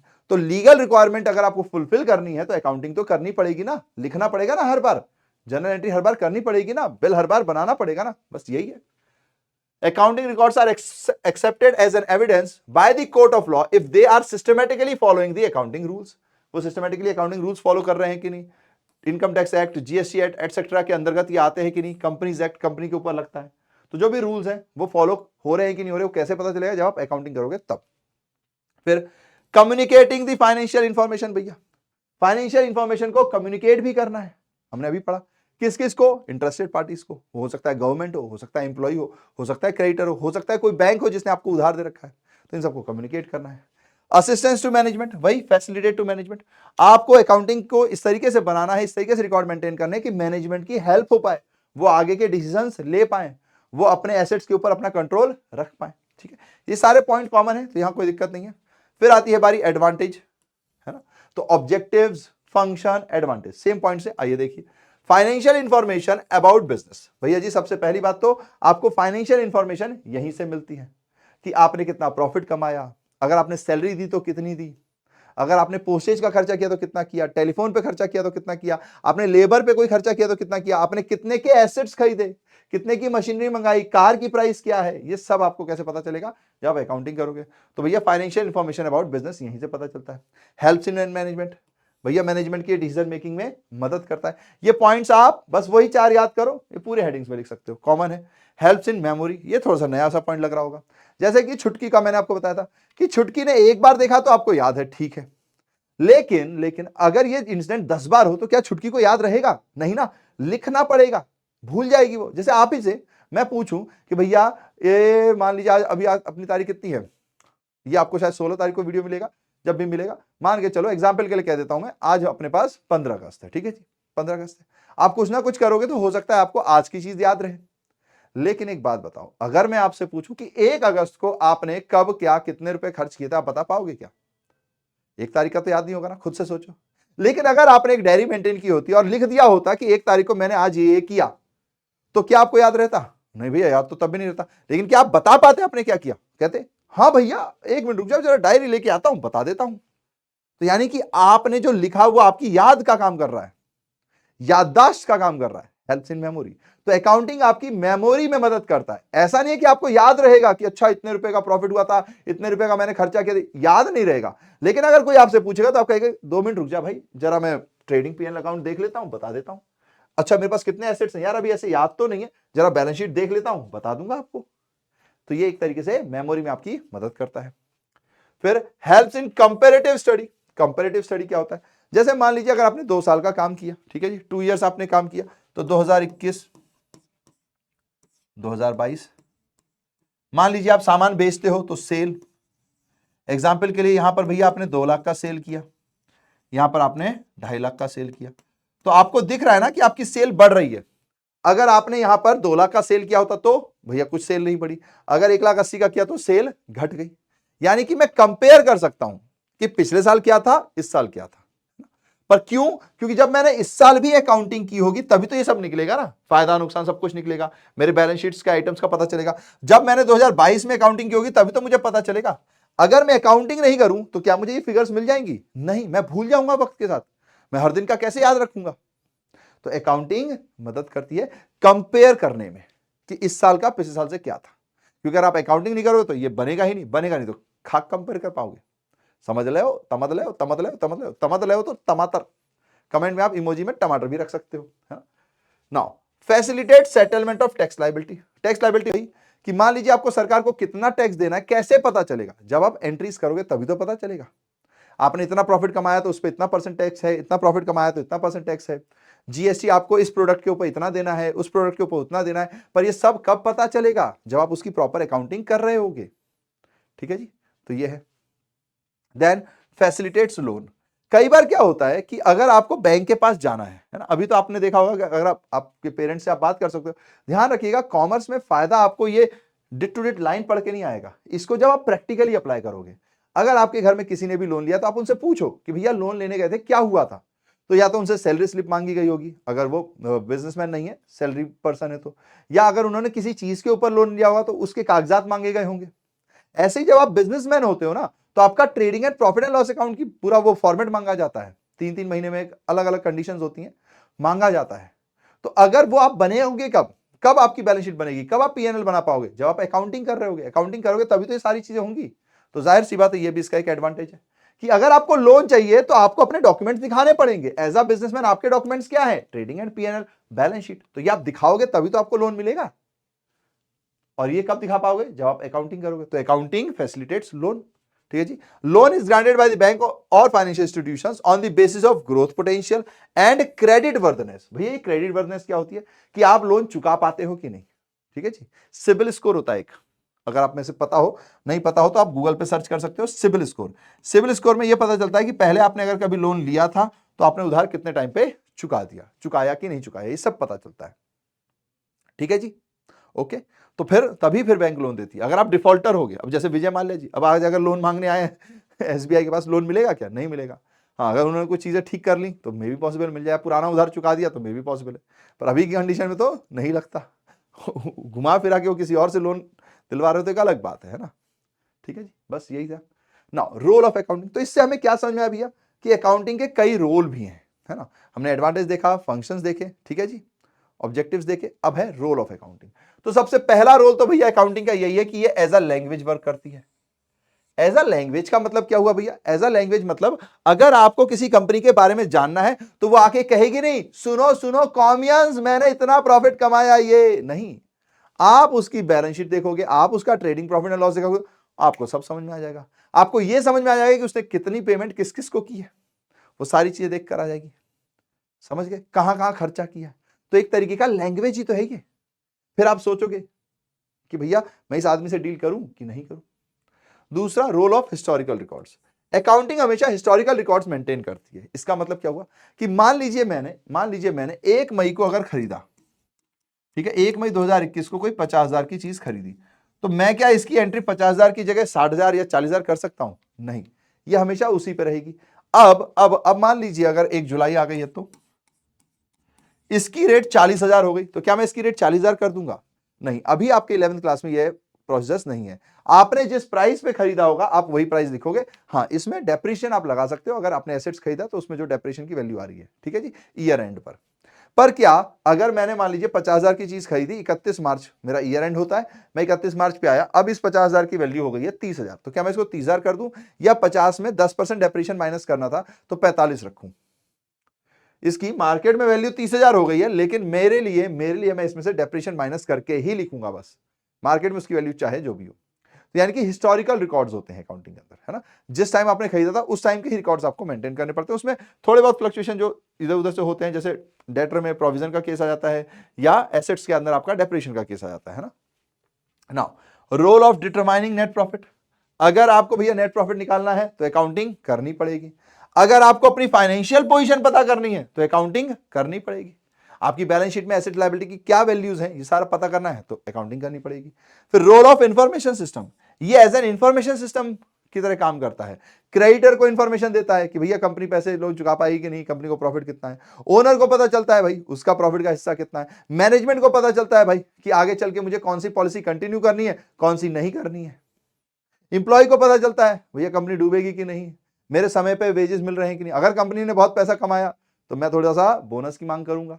समझ रहे हो? तो ये सारे रोल है इसके, तो रोल ऑफ अकाउंटिंग। ठीक है जी, चलिए अब चलते हैं एक इंपॉर्टेंट टॉपिक पर। इस चैप्टर से लिमिटेशन आने का चांस बनता है, ज्यादातर लिमिटेशन से कुछ ना कुछ पॉइंट्स पूछे जाते हैं। ठीक है जी, तो लिमिटेशन क्या है? यानी कि भैया अकाउंटिंग में क्या सब कुछ सुनहरा ही सुनहरा है? यहां कोई प्रॉब्लम नहीं है क्या? अरे जब चांद में दाग है, सूरज में सिर्फ आग है, तो अकाउंटिंग में कोई प्रॉब्लम ना हो, ये कैसे हो सकता है? प्रॉब्लम है। आइए उसके बारे में डिस्कस करते हैं। Accounting is not fully exact. ठीक है जी, इसमें बहुत सारी चीजें हैं जो शायद अभी आपको समझ में नहीं आएंगी, धीरे धीरे आएंगी, तो बस आप सुनते जाओ। ठीक है जी, अकाउंटिंग कभी भी फुली एग्जैक्ट नहीं हो सकती। इसका मतलब मैं ये नहीं कह सकता कि मैंने अगर ये ट्रांजेक्शन इतने में किया तो इतने में ही होगा। आपने देखा होगा कई लोग उल्लू बनाते हैं। आप गए दुकान में तो आपने कोई चीज खरीदी, मतलब मान लीजिए एग्जाम्पल के लिए आपने कोई चीज खरीदी 50,000 में, उसी दुकान पे कोई और जाएगा किसी और चीज पे खरीद लेगा, तो यानी वैल्यू अलग अलग हो सकती है ना। ऐसे ही कई और भी चीजें हैं जो चेंजेस ले आती हैं, तो उसकी वजह से हम ये कभी नहीं कह सकते कि जो अकाउंटिंग है वो एग्जैक्ट है, कि मैंने कोई चीज लिख दी तो वो वैसी ही रहेगी। उसमें कुछ ना कुछ ऊपर नीचे चेंज हो सकता है।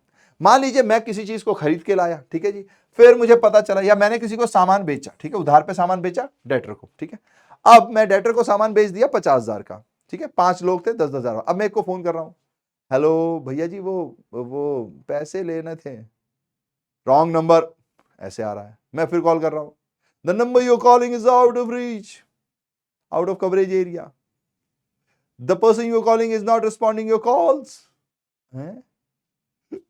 धचका लग गया मुझे। यानी कि मैं तो सोच रहा था मेरा 10,000 का डेटर है, अब मुझे पता चला वो मेरे को तो फोन ही नहीं उठा रहा, तो एक शंका हुई ना कि यार पैसे देगा कि नहीं देगा। तो यानी कि आपने अकाउंटिंग में उसको 50 लिख रखा है, लेकिन अब आपको लग रहा है कि यार पता नहीं देगा कि नहीं देगा। अब कितने नहीं देगा ये कैसे पता चलेगा?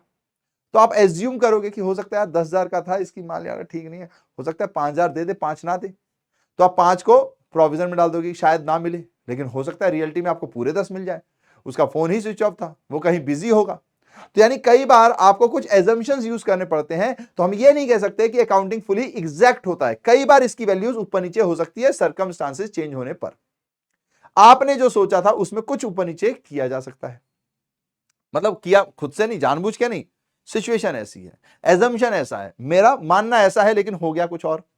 ठीक है जी। तो कई बार अकाउंटिंग्स में कुछ मान्यता के बेस पर भी, कुछ आपकी अपनी इंटेलेक्ट के बेसिस पर भी आप चीजें करते हो, और हो नहीं सकता, और ऐसा नहीं है कि आपकी इंटेलेक्ट हमेशा सही हो, कुछ फिगर्स में ऊपर नीचे हो सकता है, तो इसलिए नॉट फुली एग्जैक्ट। फिर अनरियलिस्टिक इंफॉर्मेशन, कई बार अकाउंटिंग के अंदर अनरियलिस्टिक इंफॉर्मेशन होती है। जैसे कि हमसे कहा जाता है, अभी आपने चैप्टर नहीं पढ़ा होगा, अभी अकाउंटिंग प्रिंसिपल का चैप्टर आएगा, ठीक है जी, तो उसमें गोइंग कंसर्न प्रिंसिपल होता है। गोइंग कंसर्न कहता है हमेशा बिजनेस चलता रहेगा, चलता रहेगा, चलता रहेगा। It is taken business will continue for a foreseeable future. Accordingly, assets are recorded on cost and depreciated over their useful life. The asset may not be actually realizable at book value. ठीक है जी। अब हमसे कहा गया कि भैया आप going concern assumption लगाओ, तो आपका 50,000 का एसेट है, आपको इसमें से डेप्रिशिएशन लगाना है 5,000 का, तो यानी कि अब आपके एसेट की वैल्यू 45,000 है। ठीक है जी, किताबों के हिसाब से तो 45,000 है। अब आप मार्केट में गए कि देखो मेरा एसेट 45 का है यार, इसको खरीद दो 45 में। कोई कह रहा है मैंने तो नहीं खरीद रहा, मैं तो इसको खरीदूंगा तो 35 में खरीदूंगा। तो भाई आप तो 45 लिख के बैठे थे, रियलिटी में तो उसकी वैल्यू 35 निकल गई। अब आप क्या करोगे? या हो सकता है कोई बहुत ज्यादा में भी ले ले। तो पॉइंट ये है कि कई बार यहां अनरियलिस्टिक इंफॉर्मेशन होती है, यानी कि एक्चुअल दुनिया से अलग होती है, हालांकि आपके पास इसका कोई ऑप्शन भी नहीं है। हिस्टोरिकल रिकॉर्ड मेंटेन करते हो ना आप, ये वाला पॉइंट से कनेक्ट हो रहा है। ठीक है जी। फिर accounting ignores qualitative element, qualitative element पे तो ध्यान ही नहीं देता। क्वालिटेटिव मतलब कि भैया जी मान लीजिए आपका मैनेजमेंट और स्टाफ जो है वो स्किल्ड है इसलिए आपको फायदा हो रहा है, या वो अनस्किल्ड है इसलिए आपको घाटा हो रहा है, तो क्या आप इसकी कोई एंट्री करोगे? नहीं करोगे। कोई मैनेजर था बहुत ही अच्छा था, उसके जाने की वजह से कंपनी में डेंट हो गया, या वो मैनेजर जा रहा था अपने साथ पूरी टीम लेके चला गया, तो उसकी वजह से आपको नुकसान हो गया, पर क्या आप उसकी कोई एंट्री कर सकते हो? नहीं कर सकते। तो क्वालिटेटिव एस्पेक्ट्स ये मिस कर देता है। Accounting ignores the effect of price level change, यानी कि अगर प्राइस लेवल चेंज हो रहा है तो उसके इंपैक्ट को भी ये नहीं दिखाता। मान लीजिए आपने कोई चीज खरीदी थी, उस टाइम पे प्राइस कुछ और थी, आज कुछ और थी, उसकी वजह से आपकी अकाउंटिंग इंफॉर्मेशन में चेंज आ रहा है। आपके कॉम्पिटिटर ने तब खरीदा जब प्राइस सस्ती थी, आपने तब खरीदा जब महंगी थी, उसकी वजह से आपके प्रॉफिट एंड लॉस में चेंजेस आ रहे हैं, लेकिन क्या ये दिखा पाओगे? नहीं दिखा पाओगे, नहीं पता चल पाता है, अलग से कहीं नहीं लिखा जाता। ठीक है जी। तो प्राइस लेवल चेंज को ये नहीं दिखाता। वैसे भी हम अकाउंटिंग मेंटेन करते हैं हिस्टोरिकल रिकॉर्ड्स में, तो करंट वैल्यू पे तो करते ही नहीं है, तो इस वजह से ये चेंज नहीं हो पाती। ठीक है जी। नाउ उसके बाद लास्ट, अकाउंटिंग में लीड टू विंडो ड्रेसिंग। ये आपको 12th में भी कहीं ना कहीं ऐसा वर्ड सुनने को मिल जाएगा। ठीक है जी। विंडो ड्रेसिंग का क्या मतलब है? वैसे तो देखो सब कहते हैं कि भैया दुनिया में सब कुछ अच्छा चलना चाहिए, किसी को चीटिंग नहीं करनी, किसी को कुछ नहीं करना, पर लोग तो करते ही हैं। गलत काम मत करो। तंबाकू के ऊपर लिखा हुआ है ये स्वास्थ्य के लिए हानिकारक है, पर लोग खा रहे हैं। कह रहे हमारे तो चच्चा थे 100 साल जी लिए, किसी ने टोक दिया था उनको। एक जोक चलता है ना ऐसा कि कोई तंबाकू खा रहा था तो एक ने टोक दिया कि भैया तंबाकू खा रहे हो मुंह का कैंसर हो जाएगा। पूरे ऐड चल रहे थे, तो वो कहता है पता है हमारे चच्चा 100 साल जिए थे। तो वो पूछते हैं कि क्या तंबाकू खाते थे? कहते नहीं, अपने काम से काम रखते थे। अब बताओ, ऐसा सिस्टम है। समझ रहे आप मेरी बात? यानी कि कई चीजें ऐसी हैं यार जो बोला जाता है बट लोग नहीं मानते, उनको करना है तो करना है चाहे हानिकारक है। तो ऐसे ही अकाउंटिंग में अकाउंटेंट से कहा जाता है भाई अपना दिमाग मत लगाना, चीटिंग मत करना, आंकड़ों के साथ हेर फेर मत करना। लेकिन अब आप देखते होंगे लड़कियां जब किसी पार्टी में जाती हैं तो वो एक्चुअली कुछ और होती हैं, और जब पहुंचती हैं तो कुछ और होती हैं, पहचान में नहीं आती। लड़के वैसे तो आप उनके पास जाओ तो कभी नहीं नहाते, लेकिन जब पार्टी में आते हैं तो मस्त डियो लगा के आते हैं।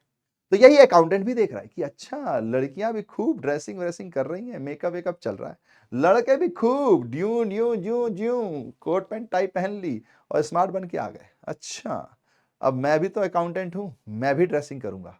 वो अपनी बैलेंस शीट की ही ड्रेसिंग कर देते हैं, यानी थोड़ा सा फिगर इधर थोड़ा सा फिगर इधर, अपने trading and profit and loss account को कभी ज्यादा दिखाने के लिए कभी कम दिखाने के लिए कुछ ना कुछ चेंजेस कर देते हैं, जिससे लगता है कि अरे वाह यार कितनी अच्छी कंपनी है, पर यह है तो गलत। That is window dressing. यानी कि आपने अपने अकाउंटिंग रिकॉर्ड्स को मैनिपुलेट कर दिया, चेंज कर दिया उनके एक्चुअल फिगर से, और जानबूझकर किया। तो ये अकाउंटिंग में पॉसिबल है, ये अकाउंटिंग में पॉसिबल है। भैया ऐसे कैसे पॉसिबल है, हम तो बिल भी लेते हैं। अरे आप खुद से पूछो, पता नहीं आपने किया कि नहीं, मैंने किया है, सॉरी। हम जाते थे दुकान पे, मम्मी जी ने कहा 100 रुपए का सामान मिलेगा, लेके आ जरा। मैं अंकल जी प्लीज प्लीज 90 का दे दो ना, 10 रुपए के गोलगप्पे खा लूंगा प्लीज। या फिर हम ऐसी दुकान पे जाते थे जहाँ डिस्काउंट मिल जाए, पर उससे बिल पे 100 रुपए ही लिखवाते थे कि अगर मम्मी ने पूछ लिया तो। वैसे भी वो बिल वैसा वाला नहीं तो कागज पे 100 रुपए लिख के दे देता था वो। तो हम खुद भी तो करते ही थे, पता नहीं आपने किया है कि नहीं। ऐसे करना नहीं चाहिए, लेकिन बचपन में थोड़ा लड़कपन जरूरी है, थोड़ी शरारतें जरूरी है, तो उस हिसाब से तो मैनिपुलेट ही तो किया हमने। तो अकाउंट्स में कई बार अकाउंटेंट ऐसे कर सकते हैं, कई बार मैनेजमेंट अकाउंटेंट से ऐसा करवा सकती है। तो ये इसके क्या हो गए, डीमेरिट्स हो गए। ठीक है जी, ये इसके क्या हो गए, डीमेरिट्स हो गए या लिमिटेशन हो गया। ठीक है, यहां पर क्या कर रहे हैं हम, अकाउंट्स को मैनिपुलेट कर रहे हैं, गलत लिख रहे हैं, पर्सनल बायसनेस इसके अंदर क्रिएट हो रही है अपनी कंपनी को फायदा पहुंचाने के लिए। ठीक है जी, ओके। तो जाहिर सी बात है, जब मैंने इसको मैनिपुलेट किया तो मेरी फाइनेंशियल स्टेटमेंट की जो पोजीशंस होंगी वो कैसी दिखाई देंगी, बेटर दिखाई देंगी, है ना। मेरी जो इनकम स्टेटमेंट होगी वो कैसी दिखाई देगी, बेटर दिखाई देगी, एक्चुअल से गलत दिखाई देगी। तो ये क्या हो गई, लिमिटेशन हो गई। ठीक है, डन। चले, टमट गए तो टमाटर किधर है, कमेंट में। ओके, चलिए अब नया topic, book keeping, accounting and accountancy. ये क्या होता है, इससे भी कभी कभी 1-1, 2-2 नंबर के सवाल बनते हैं। आइए देखते हैं बुक कीपिंग क्या होता है। बुक कीपिंग का मतलब होता है किताब बनाना। तो मैंने आपको 7 स्टेप पढ़ाए थे, 7 स्टेप याद है। तो पहले 4 1 to 4 तक, यानी कि identification, measurement, recording and classification, IMRC, ये आपके लिए बुक कीपिंग कहलाते हैं। तो ये 4 स्टेप्स में आप एंट्रीज ही तो कर रहे हो, दिमाग कम लगा रहे हो, बाकी चीजें ज्यादा कर रहे हो। तो ये 4 स्टेप्स आपके लिए बुक कीपिंग कहलाते हैं, यानी बुक को मेंटेन करना, अकाउंट्स को मेंटेन करना। Book keeping is an art of recording business dealing in set of books, है ना। बुक्स बनाना यानी कि जब अपन एंट्री करेंगे तो एक बुक ही तो बन रही होगी। अब तो ऑनलाइन करते तो कंप्यूटर में सब कुछ होता है, पहले तो एक मोटी मोटी किताबें बना करती थी एक तरीके से, समझ रहे। तो देखिए, it is mainly concern with record keeping. यहां पे आप रिकॉर्ड कीप कर रहे हो, बनाने पे ध्यान दे रहे हो, मेंटेन करने पे ध्यान दे रहे हो। तो identification, measuring, recording and classification, ये 4 स्टेप्स अगर आते हैं तो आप इसको कहते हो बुक कीपिंग। फिर भैया अकाउंटिंग क्या होता है, तो अकाउंटिंग इसके बाद के 3 स्टेप, वो 4 तो है ही, समराइजिंग, एनालाइजिंग एंड कम्युनिकेशन। तो जब आप ये 3 स्टेप और जोड़ देते हो तो उसे कहते हैं accounting. Accounting starts where book keeping ends, it includes the following activity. तो जहां बुक कीपिंग एंड हुई वहां से अकाउंटिंग शुरू हुई। फिर भैया अकाउंटेंसी क्या है, तीसरा। अकाउंटेंसी मतलब अब इसमें मैंने रिकॉर्डिंग, एनालिसिस, कम्युनिकेशन सब तो जोड़ लिया, वो 7 स्टेप तो जोड़े, और उन 7 स्टेप को करने के लिए जो प्रिंसिपल चाहिए, जो रूल चाहिए, वो सब जोड़ लिए, तो अकाउंटेंसी हो गई। यानी पूरा सब कुछ जोड़ के अकाउंटेंसी बोलते हैं उसे अपन। तो ये देखिए, it refers to a systematic knowledge of accounting concerned with the principles, techniques which are applied in accounting. It tell us how to prepare books of account, कैसे बुक्स ऑफ अकाउंट बनाना है। ये सारे जो रूल्स रेगुलेशन, जो theory का part है, उसको भी जब जोड़ दूं मैं इन 7 स्टेप में तो अकाउंटेंसी हो गया। तो थोड़ा थोड़ा सा अंतर है। तो अकॉर्डिंग टू कोलहर जी क्या कहते हैं, accountancy refers to entire body of theory and practice of accounting. इन सबको जब आप जोड़ दोगे तो ये अकाउंटेंसी कहलाएगी। जाहिर सी बात है इसमें थोड़ा थोड़ा डिफरेंस है, कई बार इसके डिफरेंस एग्जाम में आते हैं। तो आइए फटाफट देख लेते हैं, ज्यादा कुछ नहीं है इसके अंदर। Distinction between book keeping and accounting, क्या डिफरेंस है भैया इनमें। तो देखो, बुक कीपिंग सबसे सिंपल काम है। आप जब ये 11th क्लास पास करोगे ना तो ये बुक कीपिंग तो आपको भी आ जाएगी, थोड़ा सा नॉलेज एक्स्ट्रा लगाना पड़ता है बस। ठीक है जी, तो बुक कीपिंग में ये 4 स्टेप्स आते हैं। अकाउंटिंग में बुक कीपिंग के बाद समराइजिंग, एनालाइजिंग एंड कम्युनिकेशन, ये 3 स्टेप और आ जाते हैं। तो भैया ये इसका स्कोप है, इसमें थोड़ा कम स्कोप है, इसमें ज्यादा है। देन स्टेज, बुक कीपिंग एक प्राइमरी स्टेज है, बिना इसके आगे नहीं बढ़ सकते। अकाउंटिंग सेकेंडरी स्टेज है, जब तक बुक कीपिंग नहीं होगी तब तक ये आगे नहीं बढ़ेगा।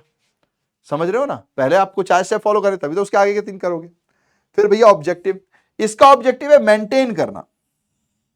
मेंटेन करना रिकॉर्ड्स को, है ना, जो भी एंट्रीज हुई उन सबको लिखना।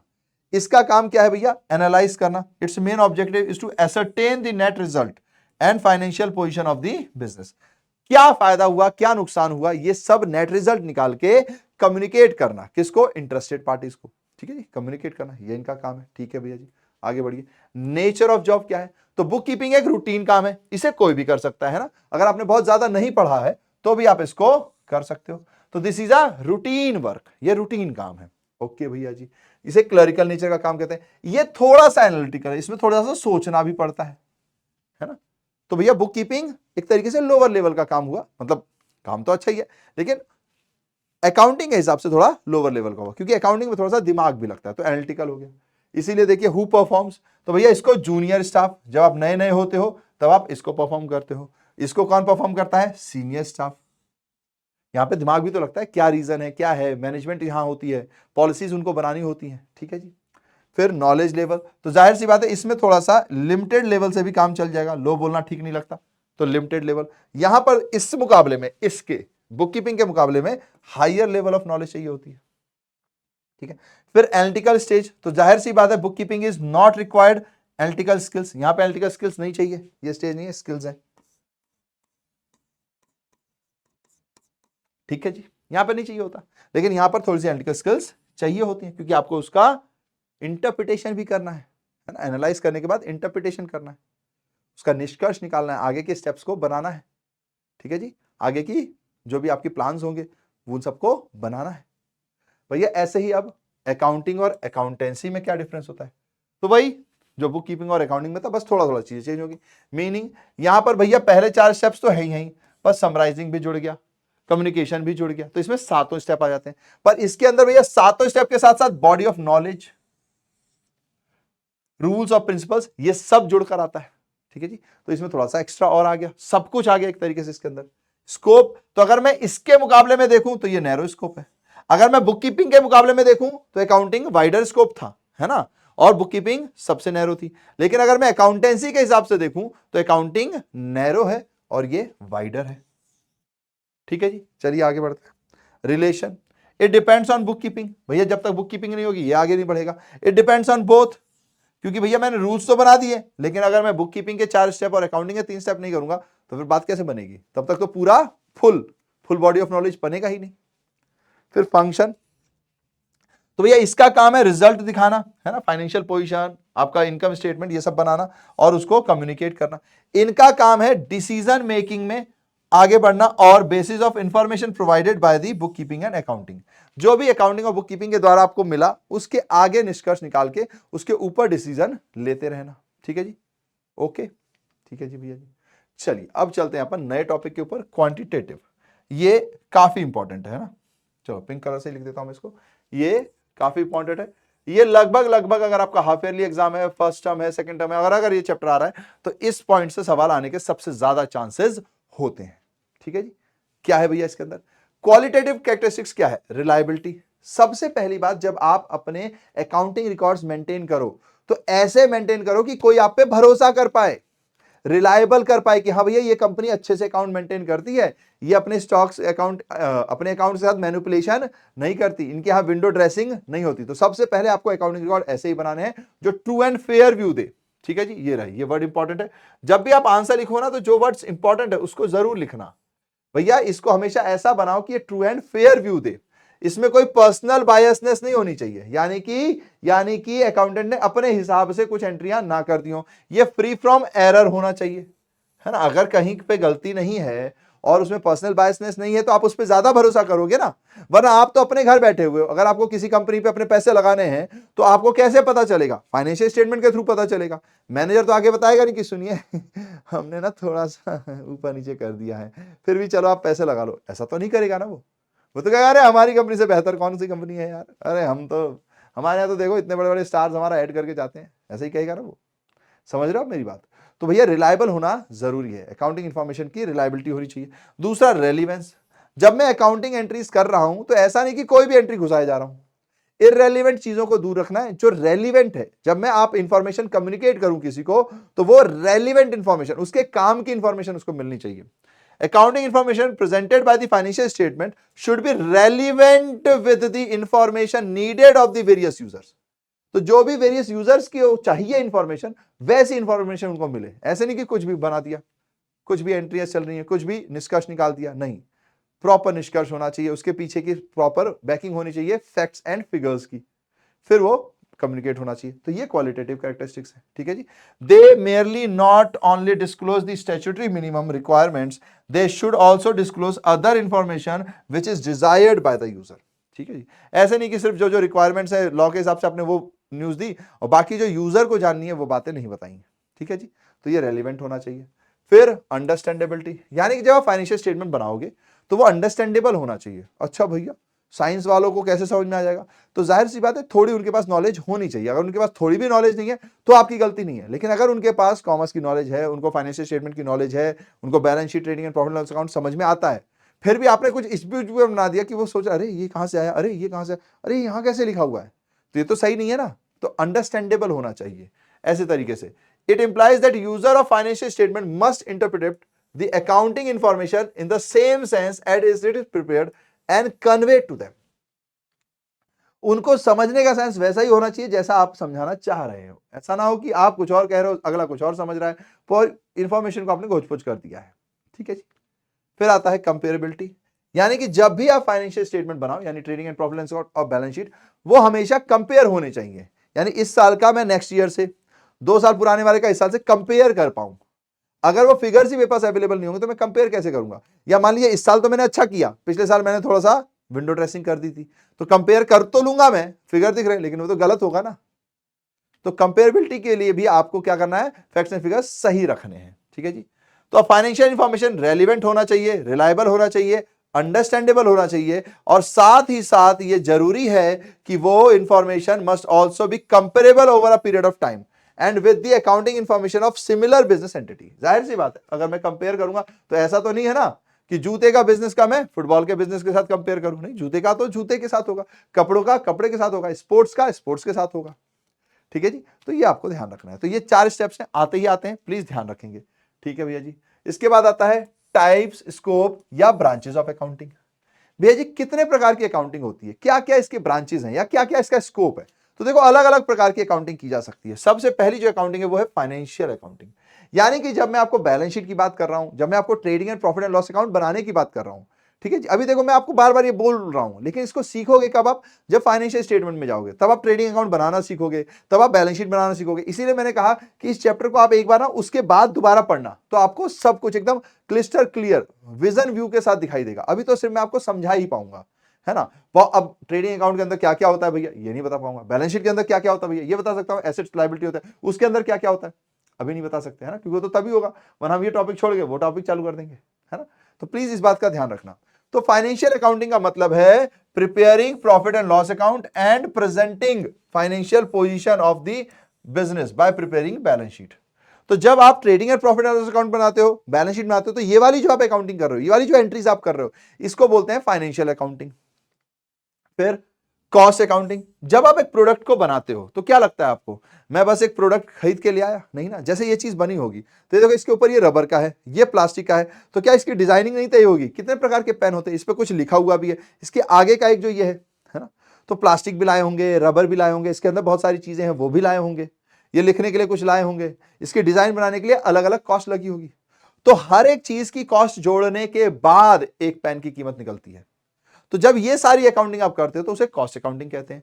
Cost accounting is to ascertain the total cost and per unit cost of goods produced, यानी कि एक पेन को बनाने में कितनी कॉस्ट लगी और टोटल आपकी कॉस्ट कितनी है, ये सब की जो आप एंट्रीज करोगे, रिकॉर्डिंग करोगे, जहां पे भी दिखाओगे, उसको आप कॉस्ट अकाउंटिंग कहोगे। ठीक है जी, तो ये हो गया। उसके बाद मैनेजमेंट अकाउंटिंग, यानी कि भैया मैनेजमेंट करते वक्त भी तो बहुत टाइप की चीजें होती हैं, है ना, उनके ऊपर भी बहुत सारे खर्चे होते हैं। देखो management in planning and controlling the operations of business, the management accountant use various techniques and concepts to make the accounting data more useful for managerial decision making। ठीक है जी।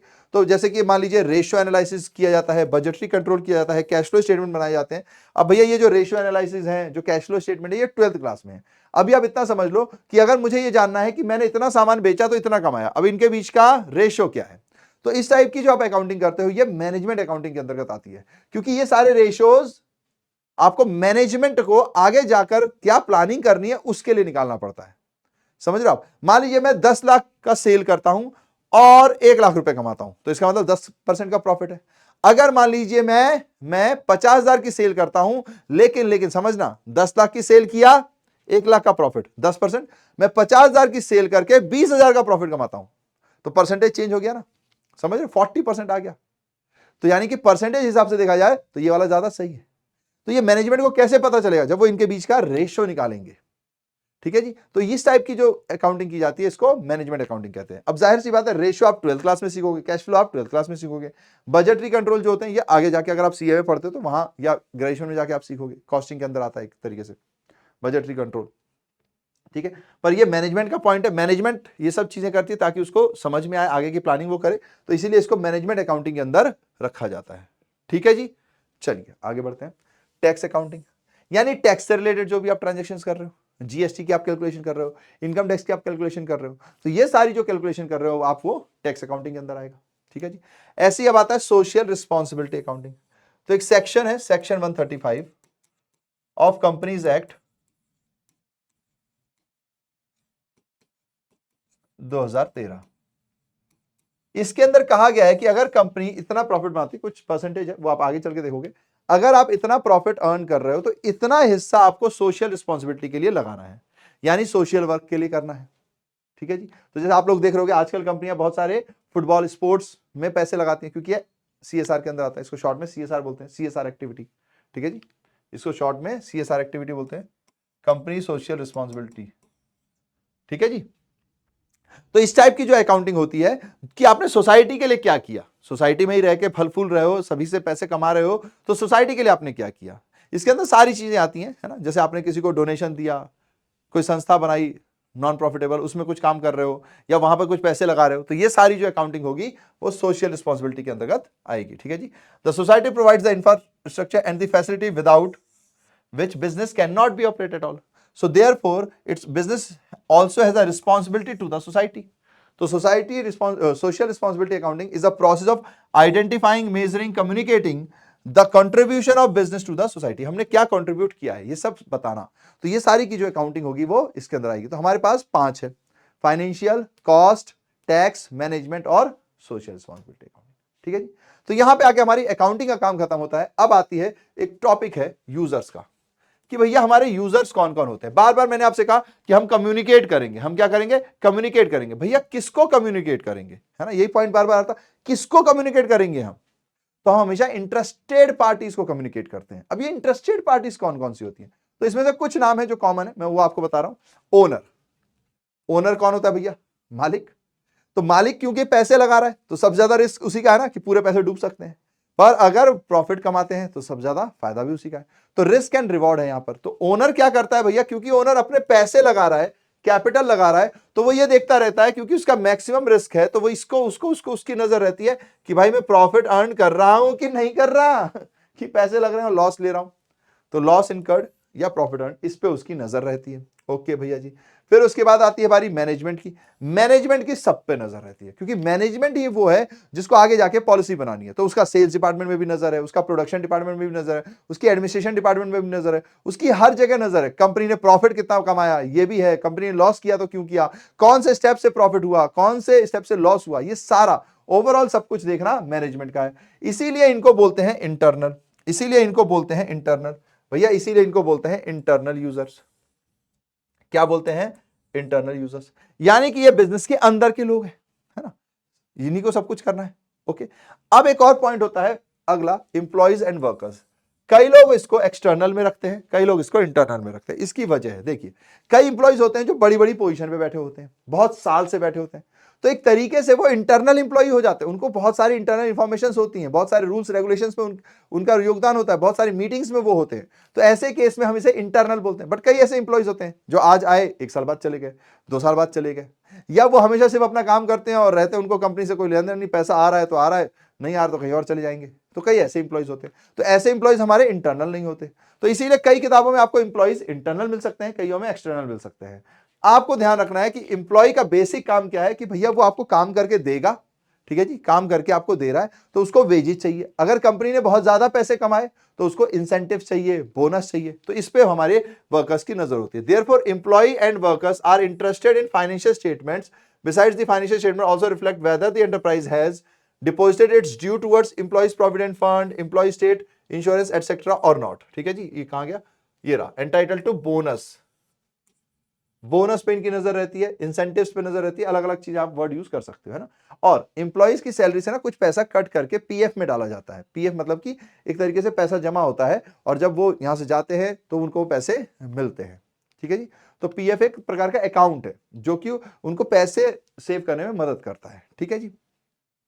तो कंपनीज कई बार सैलरी का पैसा यहां काट के डालती हैं, तो इंप्लॉय की ये भी नजर रहती है कि भाई पैसे काट के इन्होंने डाले कि नहीं डाले। तो ये सब चीजें ध्यान रखने वाली है, ठीक है जी। कई किताबों में आपको इंप्लॉय एक्सटर्नल मिल सकता है, कई में इंटरनल मिल सकता है। तो प्लीज आपको ना थोड़ा सा ध्यान देना है कि आपकी किताब में कैसे है, उसी हिसाब से आपको आंसर देना है, आपके स्कूल में आपको कैसा पढ़ाया गया है। ओके जी, ठीक है। इसलिए मैं इसको अलग से रखता हूं और मैं यहाँ पे ऐसे स्टार मार देता हूं कि भैया यहां पर थोड़ा सा कंफ्यूजन है। हालांकि मोस्टली बुक्स में इसको एक्सटर्नल के अंदर दिखाया गया है, ठीक है जी। मैं आपको ये भी बता देता हूं, ठीक है, बट मैं इसको अलग से ही रखता हूं एक बार समझाने के लिए।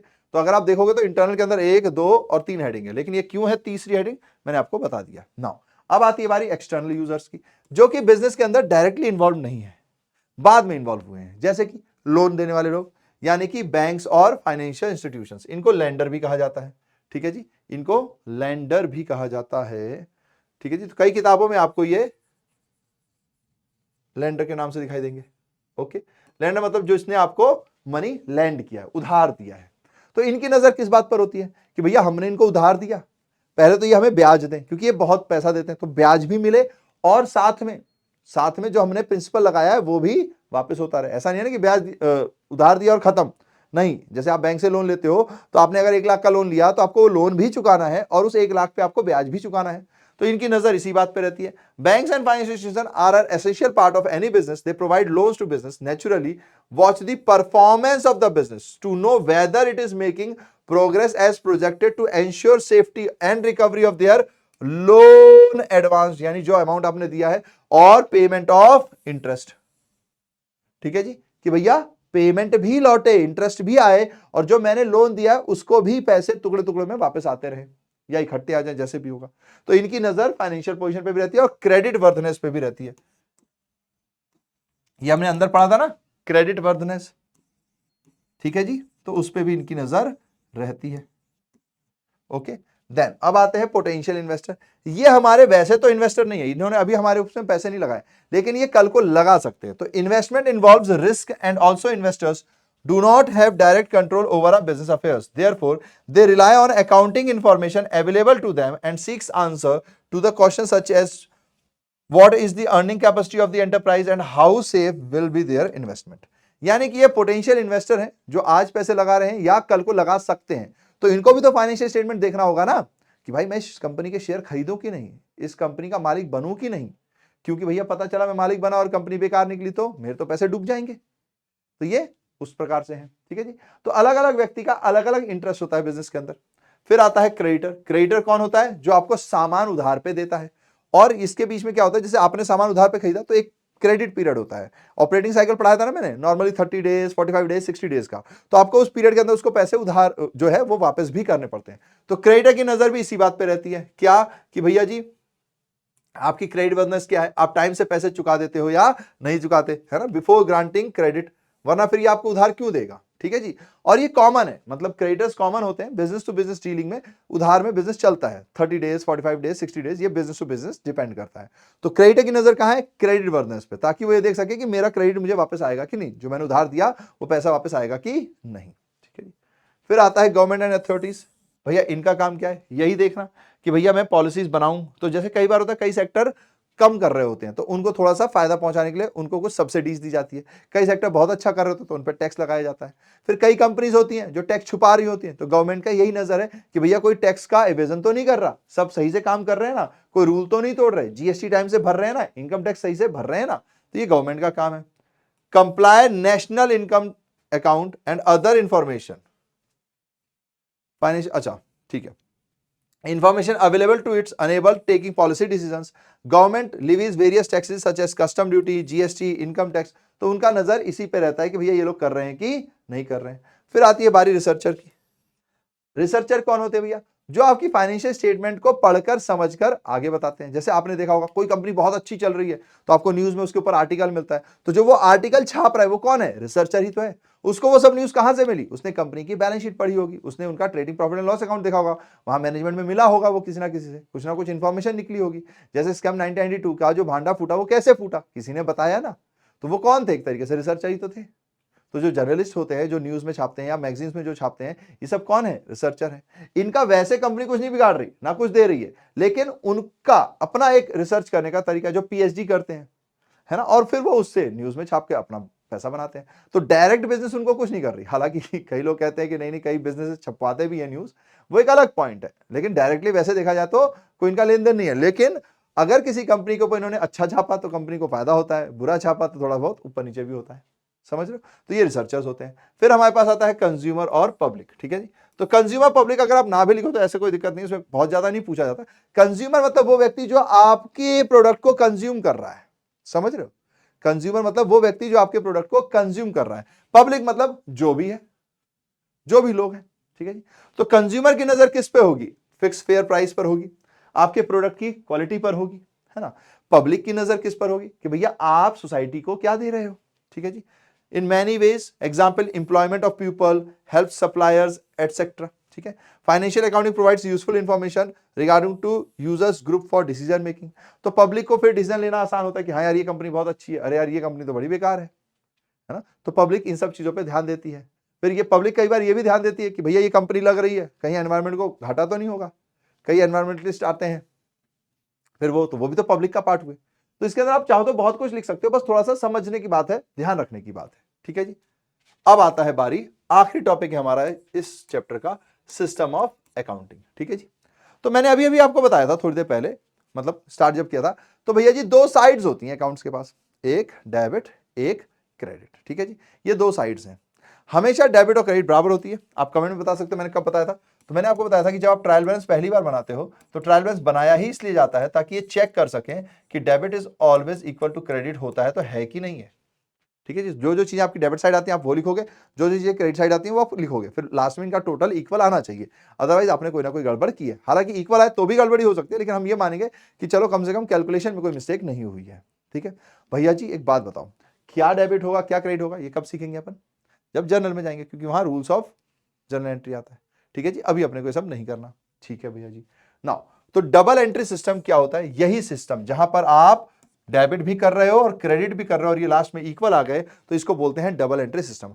हर ट्रांजैक्शन का कुछ डेबिट हो रहा है तो कुछ क्रेडिट भी हो रहा है, इसी को कहते हैं डबल एंट्री सिस्टम। तो आइए देखिए डबल एंट्री सिस्टम क्या है भैया। It is an accounting, is a system of accounting under which both both देखिए under which both debit and credit aspects of accounting are recorded, जहां पर दोनों एस्पेक्ट्स को रिकॉर्ड किया जाता है। ठीक है जी। A transaction has two aspects, debit and credit, and the time of recording of a transaction, one aspect is on debit side and other aspect is on credit side. तो जब भी आप कोई ट्रांजेक्शन रिकॉर्ड करोगे तो एक side debit होगी, एक साइड आपकी क्रेडिट होगी, इसी को डबल एंट्री सिस्टम कहते हैं। जैसे कि अगर मैंने आपसे कहा at the time of cash purchase goods are received, मैंने सामान खरीदा, तो सामान खरीदा पैसे दिए, तो देखिए and in return cash is paid. तो जाहिर सी बात है एक हाथ से सामान मेरे पास आया तो दूसरे हाथ से मेरे पास से पैसा गया, तो बराबर हो गया ना। ठीक है जी। तो ये डबल एंट्री सिस्टम है। ओके, इसमें हमेशा डेबिट क्रेडिट के बराबर होता है। तो आइए इसके पढ़ लेते हैं फीचर्स। भैया इसके फीचर्स क्या है? सबसे पहली बात भैया ये कंप्लीट रिकॉर्ड माना जाता है। कंप्लीट मतलब अगर मान लीजिए कभी आप डेबिट करो, कभी आप डेबिट में तो एंट्री लिखो पर क्रेडिट में एंट्री ना लिखो, या कभी डेबिट में एंट्री ना लिखो और क्रेडिट में एंट्री लिखो, तो क्या ये कंप्लीट हुआ? नहीं हुआ ना, क्योंकि दो साइड्स हैं, दोनों साइड बराबर होना चाहिए। तो यहां डबल एंट्री सिस्टम में दोनों साइड्स एंट्री आती ही आती हैं। भैया ऐसा हो सकता है कि नहीं आती? नहीं, ऐसा नहीं हो सकता, वरना वो डबल एंट्री सिस्टम है ही नहीं। ठीक है जी। तो सबसे पहली चीज ये है, इसको कंप्लीट रिकॉर्ड्स कहते हैं। इसमें भैया टू साइड्स होती हैं। ठीक है, टू एस्पेक्ट्स होते हैं। एक है every transaction has an aspect of receiving, कोई रिसीव कर रहा होता है तो कोई दे रहा होता है। जैसे मैंने गुड्स रिसीव किए तो पैसा दिया, सामने वाले ने गुड्स दिए तो पैसे रिसीव किए। ठीक है जी। In this system one aspect is debited, एक एस्पेक्ट डेबिट होता है, तो जाहिर सी बात है दूसरा एस्पेक्ट क्या होता है? Other aspect is credited. Other aspect क्या है? क्रेडिटेड होता है भैया जी। मैंने कहा अच्छा जी ठीक है। फिर उसके बाद since one aspect of a transaction is debited and other aspect is a credited, so the total of all debits is always equal to the total of all credits। ठीक है जी, है ना, है ना जी, है ना जी, है ना जी। तो all debits is always equal to total of all credits। समझ रहे हो ना, समझ रहे हो ना, बस वेरी सिंपल। और इसको दिखाया कहा जाता है arithmetical accuracy bye preparing trial balance. Trial balance बनाकर ये चेक कर लिया जाता है। मैंने ऊपर ही सिखा दिया था आपको। ठीक है जी। अब जाहिर सी बात है भैया, इसके कुछ फीचर्स हैं तो कुछ फायदे भी होंगे। तो उससे पहले थोड़ा स्टेजेस देख लेते हैं। स्टेजेस क्या है? सबसे पहले आपको ट्रांजैक्शन रिकॉर्ड करना है, वही स्टेप जो पहले मैं बता चुका हूं। ठीक है जी। तो वैसे तो इसमें ऐसे 3 स्टेप्स लिखे हुए हैं, लेकिन एक्चुअली वो 7 स्टेप इसी के अंदर आते हैं। तो पहले आप रिकॉर्ड करोगे, क्लासिफाई करोगे, फिर क्लोजिंग बुक्स करने के लिए आपको क्या करना पड़ेगा? फाइनेंशियल स्टेटमेंट बनाना पड़ेगा। तो स्टेजेस क्या है डबल एंट्री सिस्टम के? वो 7 ही है। पहले आप आइडेंटिफाई करोगे, फिर मेजर करोगे, फिर रिकॉर्ड करोगे, फिर क्लासिफाई करोगे, फिर समराइज करोगे, फिर एनालाइज एंड इंटरप्रिटेशन करके कम्युनिकेशन करोगे। ठीक है जी। तो यहां पर हमारे पास ये 5 स्टेप तक हमारा आ रहा है, समराइजिंग तक हमारा काम यहाँ पे बन रहा है। ठीक है जी। तो ये इन्होंने ऐसे नॉर्मली लिखा हुआ है कि भैया क्या स्टेज होता है। तो सबसे पहले आप रिकॉर्ड कर लोगे, फिर क्लासिफाई कर लोगे, फिर समराइज कर दोगे। तो ये आपका डबल एंट्री सिस्टम है। यहाँ पे डबल एंट्री सिस्टम खत्म। उसके बाद एनालिसिस एंड इंटरप्रिटेशन जो है वो समझदारी वाला पॉइंट है। कम्युनिकेशन जो है वो दूसरे को बताना है, तो वो डबल एंट्री सिस्टम के अंदर नहीं आता है। ये जो पूरा रिकॉर्डिंग शुरू से लेकर समराइजिंग करने तक ये डबल एंट्री सिस्टम के अंदर आता है। ठीक है। यहाँ पे हर ट्रांजेक्शन डेबिट भी होगा, क्रेडिट भी होगा और इक्वल भी आएगा। ठीक है। अब आते हैं बारी इसके एडवांटेजेस पे। तो सबसे पहला एडवांटेज ये है कि ये साइंटिफिक मेथड है। वो जो रूल्स मैंने आपको बताए थे ना अकाउंटेंसी में, वो जो रूल्स होते हैं, वो जो प्रिंसिपल्स होते हैं, वो इसी के ऊपर अप्लाई होते हैं। तो ये एक साइंटिफिक मेथड है। ओके, ठीक है भैया जी। देखिए, double entry system is a scientific system of recording business transaction as compare to other system of book keeping. It helps to attain objective of accounting. ये मदद करता है आपके सारे ऑब्जेक्टिव्स को पाने में जो अपने अकाउंटिंग में पढ़े थे। फिर कंप्लीट रिकॉर्ड ऑफ ट्रांजैक्शन, क्योंकि यहां डेबिट और क्रेडिट दोनों बराबर आ रहे हैं तो यहां कंप्लीट रिकॉर्ड है। ट्रांजैक्शंस आर रिकॉर्डेड, है ना, अंडर बोथ साइड्स। यहां पे क्या होता है, दोनों साइड्स अगर ट्रांजैक्शन रिकॉर्ड हो रहे हैं so it is a complete record, इसलिए हम इसको कंप्लीट रिकॉर्ड कहते हैं। फिर अर्थमेटिकल एक्यूरेसी, क्योंकि यहां पर अर्थमेटिकल एक्यूरेसी का मतलब है कैलकुलेशन, मैथ्स की जो टोटलिंग हुई वो इक्वल आनी चाहिए। तो क्योंकि हम यहाँ पे ट्रायल बैलेंस बनाते हैं और ट्रायल बैलेंस इक्वल आना चाहिए, तो ये इसी सिस्टम के अंतर्गत, डबल एंट्री सिस्टम के अंतर्गत ही मैथमेटिकल एक्यूरेसी जो होती है, अर्थमेटिकल एक्यूरेसी जो होती है, वो इक्वल आई कि नहीं आई ये हमें पता चल पाता है। अगर मैं डबल एंट्री फॉलो ही नहीं करता तो मैं कभी कह ही नहीं सकता कि डेबिट और क्रेडिट इक्वल आएगा। तुक्के से कभी आ जाए तो ठीक है, पर जब मैं हर एंट्री में डेबिट भी कर रहा हूं, क्रेडिट भी कर रहा हूं, डेबिट भी कर रहा हूं, क्रेडिट भी कर रहा हूं और बराबर ही कर रहा हूं, तो भाई एट लास्ट टोटल भी तो बराबर ही आना चाहिए। अगर नहीं आया है तो मैंने कहीं ना कहीं कैलकुलेशन में कोई रॉन्ग किया है। तो यहां पे हमें पता चल जाता है, तो ये इसका एडवांटेज है। चौथा भैया जी, प्रॉफिट एंड लॉस अगर आपको सही सही निकालना है तो डबल एंट्री सिस्टम फॉलो करना पड़ेगा। अगर आपको भैया फाइनेंशियल पोजीशन का एक्चुअल नॉलेज चाहिए कि आपके एसेट्स कितने हैं, लायबिलिटीज कितने हैं, तो आपको हर बार इसको रिकॉर्ड करना पड़ेगा, तो डबल एंट्री सिस्टम फॉलो करना पड़ेगा।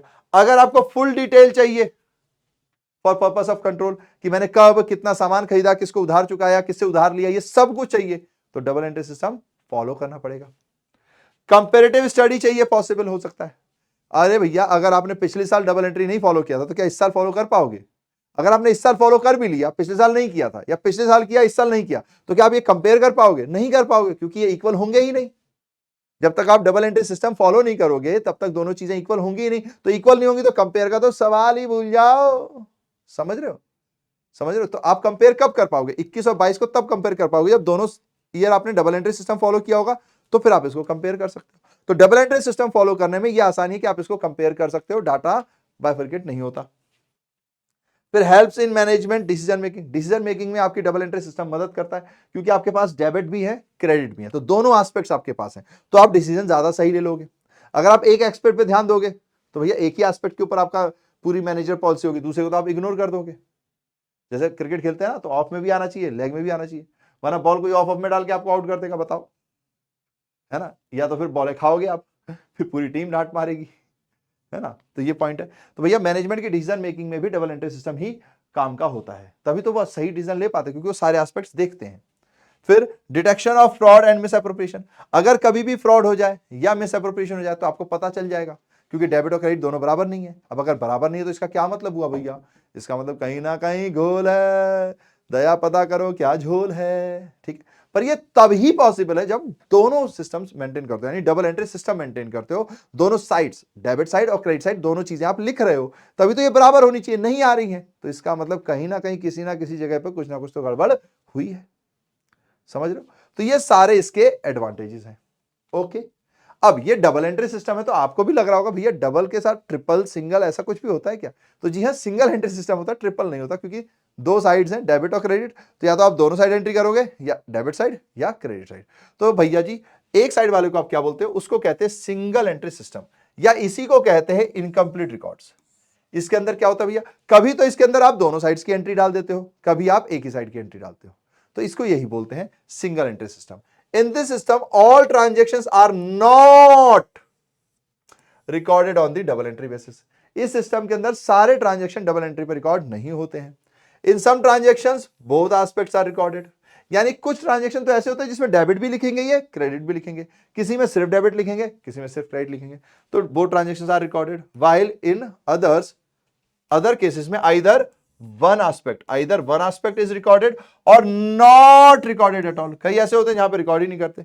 जैसे कि एग्जांपल के लिए मैं आपको बताता हूं, जैसे आपके आसपास की कोई किराना स्टोर होगा, ठीक है जी, या कोई छोटी मोटी दुकान होगी। बेसिकली ये वहां पर होता है कि भैया आप सामान उधार पे ले आए, तो क्या वो हर बार एंट्री करते हैं? नहीं।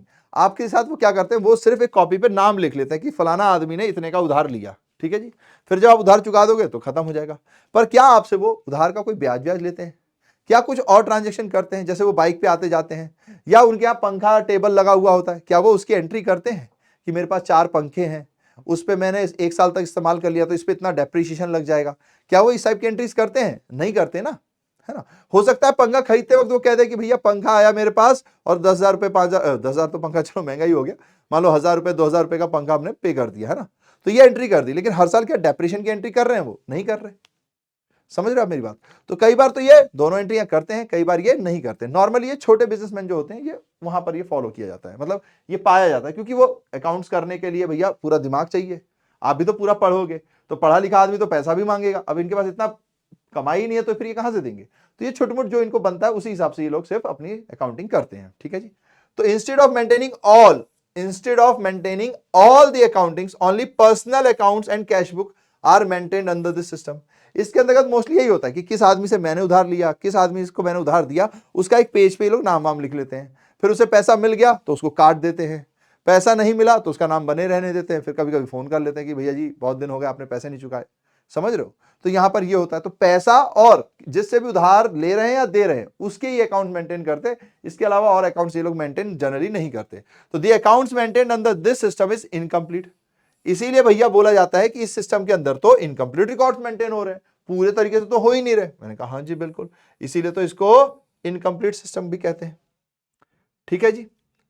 अनसिस्टमैटिक भी है ये, या अनसाइंटिफिक कह लीजिए, देयरफॉर नॉट रिलायबल। ये रिलायबल भी नहीं है, क्योंकि कभी तो एंट्री कर रहे हैं, कभी नहीं कर रहे, तो कोई कैसे भरोसा करे?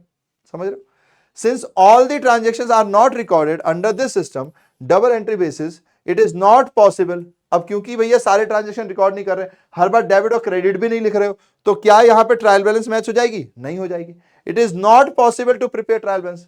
ट्रायल बैलेंस बनाना पॉसिबल ही नहीं है। अगर आप बनाओगे भी तो वो इक्वल नहीं होगी, तुक्के की बात एक अलग है। तो एज अ रिजल्ट प्रॉफिट और लॉस अकाउंट भी आप यहां पर सही नहीं चेक कर सकते, बैलेंस शीट भी आप यहां पर सही नहीं बना सकते, तो कैन नॉट बी प्रिपेयर्ड, ठीक है जी। तो ये इसके अंदर है भैया। हमारा आखिरी चैप्टर जो इस सीबीएसई बोर्ड में अब आ गया है, पिछले साल नहीं था, वो है सिंगल एंट्री सिस्टम, ठीक है जी। तो हम वो वहां पर भी बनाना भी सीखेंगे। तो ये हमारा आज का चैप्टर था। इस चैप्टर में आपने वो सारे वर्ड सुने होंगे जो आपको आगे चल के एक एक चैप्टर मिलने वाले हैं, जैसे journal, ledger, trial balance, financial statement, है ना, इनकम्प्लीट रिकॉर्ड्स।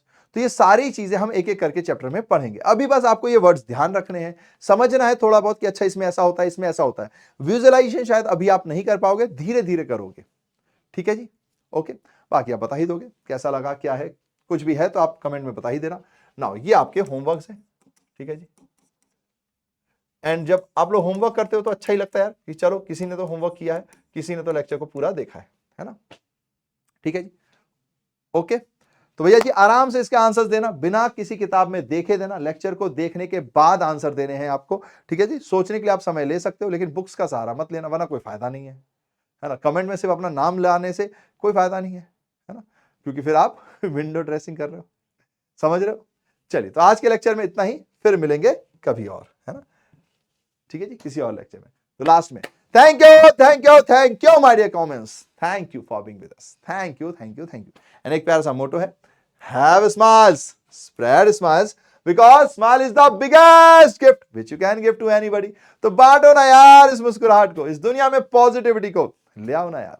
इस उम्मीद के साथ चलेंगे, मिलेंगे फिर किसी लेक्चर में। तब तक के लिए tata tata tata, bye bye bye bye bye bye.